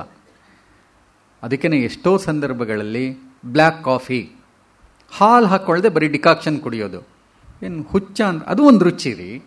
ನೀವು ಯಾವುದನ್ನು ಅಭ್ಯಾಸ ಮಾಡ್ಕೊಳ್ತೀರಿ ಅನ್ನೋದ್ರ ಮೇಲೆ. ಬದುಕಿನ ರುಚಿಗಳು ಬೇರೆ ಬೇರೆ ರೀತಿ ಇವೆ. ನಾವೇನು ಅಂದ್ಕೊಂಡಿದ್ದೀವಿ ಅಂದರೆ ನಾವು ತಿನ್ನೋದೇ ರುಚಿ ಅಂತ ಅದಕ್ಕೆ ನಮ್ಮಲ್ಲಿ ವೆಜ್ ನಾನ್ ವೆಜ್ ಅನ್ನೋವಾಗ ಚರ್ಚೆ ಬರುತ್ತಲ್ಲ, ನಂಗೆ ಆಶ್ಚರ್ಯ ಅನಿಸುತ್ತೆ. ಕೋಳಿ ಹೇಗೆ ತಿಂತಾರಪ್ಪ? ಹೇಗೆ ತಿಂತಾರೆ ಅಂದರೆ ತಿನ್ನುವಂಥ ಒಂದು ಆಹಾರ, ಅದು ತಿಂತಾರಷ್ಟೇ. ನಮ್ಮೂರಿನಲ್ಲಿ ಒಬ್ಬಳು ಹೆಗ್ಣ ತಿಂತಾಯಿದ್ಲು, ನೀವು ನಂಬಬೇಕು. ಈ ಕೋಳಿ ತಿನ್ನೋರು ಹೆಗ್ಣ ಹೇಗೆ ತಿಂತಾರೆ ಸಾರ್? ನೀನು ಕೋಳಿ ತಿನ್ನಲ್ವಾ? ನೀನು ಬೆಂಡೆಕಾಯಿ ತಿನ್ನಲ್ವಾ? ಹಾಗಲಕಾಯಿ ತಿನ್ನಲ್ವಾ? ಅದರಿಂದ ಇದರ ಕೇರಳದಲ್ಲಿ ಈ ಥರದೊಂದು ಘಟನೆ ನಡೀತು. ಒಂದು ಆಫೀಸಲ್ಲಿ ಕಾಮನ್ ಡೈನಿಂಗ್ ರೂಮ್ ಇತ್ತು. ಮನೆಯಿಂದ ಎಲ್ಲ ಆಹಾರ ತರ್ತಾಯಿದ್ರು. ಆಹಾರ ತರ್ತರುವಾಗ ಯಾರೋ ಒಬ್ಬ ಹೆಣ್ಮಗಳು ನಾನ್ ವೆಜ್ ತರ್ತಾಯಿದ್ರು. ಬಹುಪಾಲಲ್ಲಿದ್ದವರೆಲ್ಲ ವೆಜಿಟೇರಿಯನ್ನು. ಅವರೆಲ್ಲ ಕಂಪ್ಲೇಂಟ್ ಮಾಡಿದ್ರಂತೆ ಮ್ಯಾನೇಜ್ಮೆಂಟ್ಗೆ, ನಾನ್ ವೆಜ್ ತಿಂತಾರೆ, ಅದರ ವಾಸನೆ ನಮಗಾಗೋದಿಲ್ಲ, ಆದ್ದರಿಂದ ನೀವು ನಾನ್ ವೆಜ್ಜನ್ನು ನೀವು ಅಲ್ಲಿ ತರಬಾರ್ದು ಅಂತ. MD ವೆಜಿಟೇರಿಯನ್ ಆದದ್ರಿಂದ ನೋಟಿಸ್ ಬೋರ್ಡಲ್ಲಿ ಒಂದು ನೋಟಿಸ್ ಹಾಕಿದರು, ಆದ್ದರಿಂದ ಡೈನಿಂಗ್ ಹಾಲ್ನಲ್ಲಿ ವೆಜಿಟೇರಿಯನ್ ಫುಡ್ ಮಾತ್ರ ತಿನ್ನಬೇಕು ಅಂತ ಹೇಳಿ. ಮಾರನೇ ದಿವಸ ಆಕೆ ಒಂದು ಕಂಪ್ಲೇಂಟ್ ಕೊಟ್ಲು. ಏನು ಅಂತಂದರೆ, ಇವರು ಬೇಳೆ ಸಾರು ಮಾಡ್ಕೊಂಬರ್ತಾರಲ್ಲ ಅದರ ವಾಸನೆ ನಂಗೆ ಆಗಲ್ಲ, they should not bring it ಅಂತ. ನೋಡಿ, ಸೊ ನನಗೆ ಆಗ್ತಾ ಇಲ್ಲ, ಐ ಕೆನಾಟ್, ನನಗೆ ಆ ಬೇಳೆ ವಾಸನೆ ಆಗ್ತಾ ಇಲ್ಲ ನನಗೆ, ಅಥವಾ ಇನ್ಯಾವುದೋ ಒಂದು ವಾಸನೆ ಆಗ್ತಾ ಇಲ್ಲ ನನಗೆ. ಆದ್ದರಿಂದ ಆಗ ಅವರು ವಿತ್ಡ್ರಾ ಮಾಡ್ಕೊಂಡ್ರಂತೆ. ಆದ್ದರಿಂದ ಆಗ ಅವರು ಹೇಳಿದ್ರಂತೆ, ಸಾಧ್ಯವಾದಷ್ಟು ನೀವು ಹೇಗೆ ಪರಸ್ಪರ ಹೊಂದ್ಕೊಂಡು ಹೋಗಬೇಕು ಅನ್ನೋದು ನೀವೇ ಡಿಸೈಡ್ ಮಾಡಿ, ಮ್ಯಾನೇಜ್ಮೆಂಟ್ ವಿಲ್ ನಾಟ್ ಇಂಟರ್ಫಿಯರ್ ಅಂತ. ಇದು ಓದಿದಾಗ ನಂಗೆ ಮಾಸ್ತಿಯಾಗಿ ನೆನಪಾಗ್ತಾರೆ ಅಂತಂದರೆ, ತಾಳ್ಕೊಳ್ಳೋಕ್ಕೆ ಸಾಧ್ಯ ಆಯಿತು ಅಂತಂದರೆ. ನೋಡಿ, ತಾಳ್ಕೊಳ್ಳೋಕ್ಕೆ ಸಾಧ್ಯ ಆಯಿತು. ಅವ್ರು ತಿಂತಾರೆ, ತಿನ್ನಲಿ ಬಿಡಿ, ಅವ್ರ ಅಪೇಕ್ಷೆ ಅದು, ನಾನು ತಿನ್ನಲ್ಲ ಅಷ್ಟೇ. ಅದರಿಂದ ಕಾರಂತರು, ನಮ್ಮ ಹಿರಿಯರೆಲ್ಲ ಹೇಗಿದ್ದರು, ಕಾರಂತರು ಎಂದೂ ದೇವರನ್ನು ನಂಬವ್ರು, ಸನ್ಯಾಸಿ ಗಿನ್ಯಾಸಿಯನ್ನಂತೂ ನಂಬದವರೇ ಅಲ್ಲ. ಕಾರಂತರ ಹೆಂಡತಿ ಲೀಲಾ ಕಾರಂತ್ ಸಾಯಿಬಾಬಾನ ಪರಮಭಕ್ತೆ. ಸಾಯಿಬಾಬಾ ಅಂದರೆ ಅಂದ್ರೇ ಕಾರಂತರಿಗೆ ಸಿಟ್ಟು ಬರೋದು. ಆದರೆ ಕಾರಂತರು ಏನು ಮಾಡ್ತಿದ್ರು ಅಂತಂದರೆ, ಹೆಂಡತಿ ಸಾಯಿಬಾಬಾ ದರ್ಶನಕ್ಕೆ ಹೋಗಬೇಕು ಅಂದರೆ ಕರ್ಕೊಂಡು ಹೋಗ್ಬಿಟ್ಟು ಅವರನ್ನು ಒಳಗಡೆ ಎಳಿಸಿ ಆಚೆ ಕಾರಲ್ಲಿ ಕಾಯ್ತಾ ಕೂತಿರೋರು, ಮತ್ತೆ ವಾಪಸ್ ಕರ್ಕೊಂಬರೋರು. ನನ್ನ ಹೆಂಡತಿಯ ಬದುಕು ಆಕಿದು, ನನ್ನ ಬದುಕು ನನ್ನದು. ಆದ್ದರಿಂದ ನನ್ನನ್ನು ಸಾಯಿಬಾಬಾಗೆ ಬರಬೇಕು ಅಂತ ಒತ್ತಾಯ ನನ್ನ ಹೆಂಡತಿ ಮಾಡಬಾರ್ದು, ಸಾಯಿಬಾಬಾ ಹತ್ರ ಹೋಗಬೇಡ ಅಂತ ಹೇಳೋ ಹಕ್ಕು ನನಗಿಲ್ಲ. ಎಂಥ ವಿವೇಕ ಇದು ಅಂತಂದರೆ, ಈ ವಿವೇಕವನ್ನು ನಾವು ಪಾಲಿಸೋಕ್ಕೆ ಶುರು ಮಾಡಿಬಿಡ್ತು ಅಂದರೆ ಸಹಬಾಳ್ವೆ ಇದೇನೇ ನಾವು ಕಲಿಬೇಕಾಗಿರೋ. ಸಹಬಾಳ್ವೆ, ನನ್ನ ದೇವರೇ ಶ್ರೇಷ್ಠ. ಯಾವ ದೇವರು ಶ್ರೇಷ್ಠ ರೀ? ಆದ್ದರಿಂದ ನಾನು ತಿನ್ನೋದೇ, ನಾನು ಮಾಡೋದೇ ಸರಿ, ಆದ್ದರಿಂದ ನೀನು ಹಾಗೆ ಮಾಡ್ಬಾರ್ದು, ನಾನು ಮಾತಾಡೋದೇ ಸರಿ. ಹೀಗಿದ್ದರೆ ಬದುಕೋಕ್ಕಾಗತ್ತೆ ನಾವು ಸಹಜೀವಿಗಳ ಜೊತೆ? ಲೆಟ್ ಅಲೋನ್ ನಮ್ಮ ನಡವಳಿಕೆಗಳಿರಲಿ, ನನ್ನ ಹೆಬ್ಬೆರಳಿನ ಗುರುತು ಯಾರ ಹೆಬ್ಬೆರಳಿನ ಗುರುತು ಅಲ್ಲ ಜಗತ್ತಲ್ಲಿ. ಅದಕ್ಕೇ ಥಂಬ್ ಇಂಪ್ರೆಷನ್. ಇಷ್ಟು ಅಗಲದಲ್ಲಿ ಎಷ್ಟು ರೀತಿ ಪರ್ಮಿಟೇಷನ್ ಕಾಂಬಿನೇಷನ್ ಇರ್ಬೋದು. ಗೆರೆಗಳು, ನೀವು ಗೆರೆ ಹಾಕಿ ನೋಡಿ, ಎಷ್ಟು ರೀತಿ ಇರ್ಬೋದು. ಆಫ್ಟರ್ ಆಲ್ 1000, 2000 ಕೊಟ್ಟೆ ಅಂತ ನನ್ನ ಹೆಬ್ಬೆಟ್ಟಿನ ಗುರುತು ಯಾರ ಹೆಬ್ಬೆಟ್ಟಿನ ಗುರುತು ಅಲ್ಲ ಜಗತ್ತಲ್ಲಿ. ನಮ್ಮ ದೇಹ ರಚನೆಯಲ್ಲೇ ವ್ಯತ್ಯಾಸ ಇದೆ ಅಂದಮೇಲೆ ನಮ್ಮ ಸ್ವಭಾವದಲ್ಲಿ ಎಷ್ಟು ವ್ಯತ್ಯಾಸ ಇರ್ಬೋದಿಲ್ಲ. ಅದನ್ನೆಲ್ಲ ಒಪ್ಕೊಳ್ಳದೆ ಇದ್ದರೆ ಬದುಕು ಹೇಗೆ ಸಹನೀಯ ಆಗುತ್ತೆ. ಮಾಸ್ತಿ ಕಥೆ ಇಂಥ ದೊಡ್ಡ ವ್ಯಾಲ್ಯೂ ಒಂದನ್ನು ಹೇಳ್ತಾ ಹೋಗುತ್ತೆ.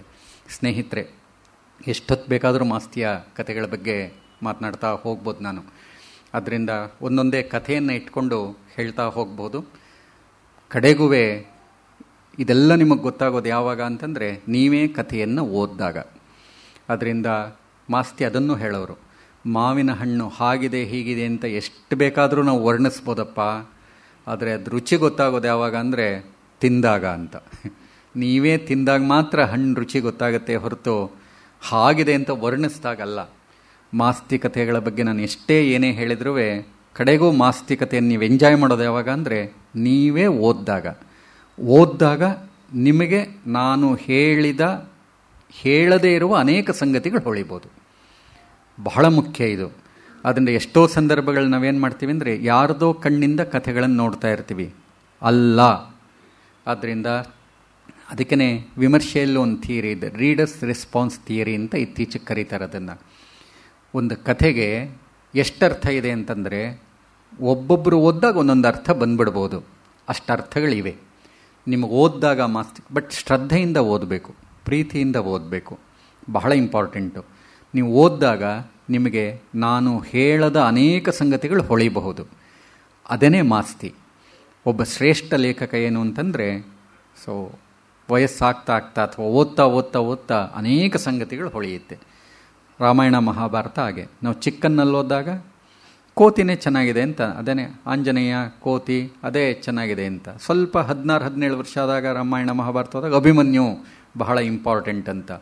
35-40 ವರ್ಷ ಆದಾಗ ಇಲ್ಲ ಅರ್ಜುನ ಬಹಳ ಇಂಪಾರ್ಟೆಂಟು, ಹಾಗೆ ಕರ್ಣ ಅರ್ಜುನ ಅಂತ ಹೇಳಿಬಿಟ್ಟು.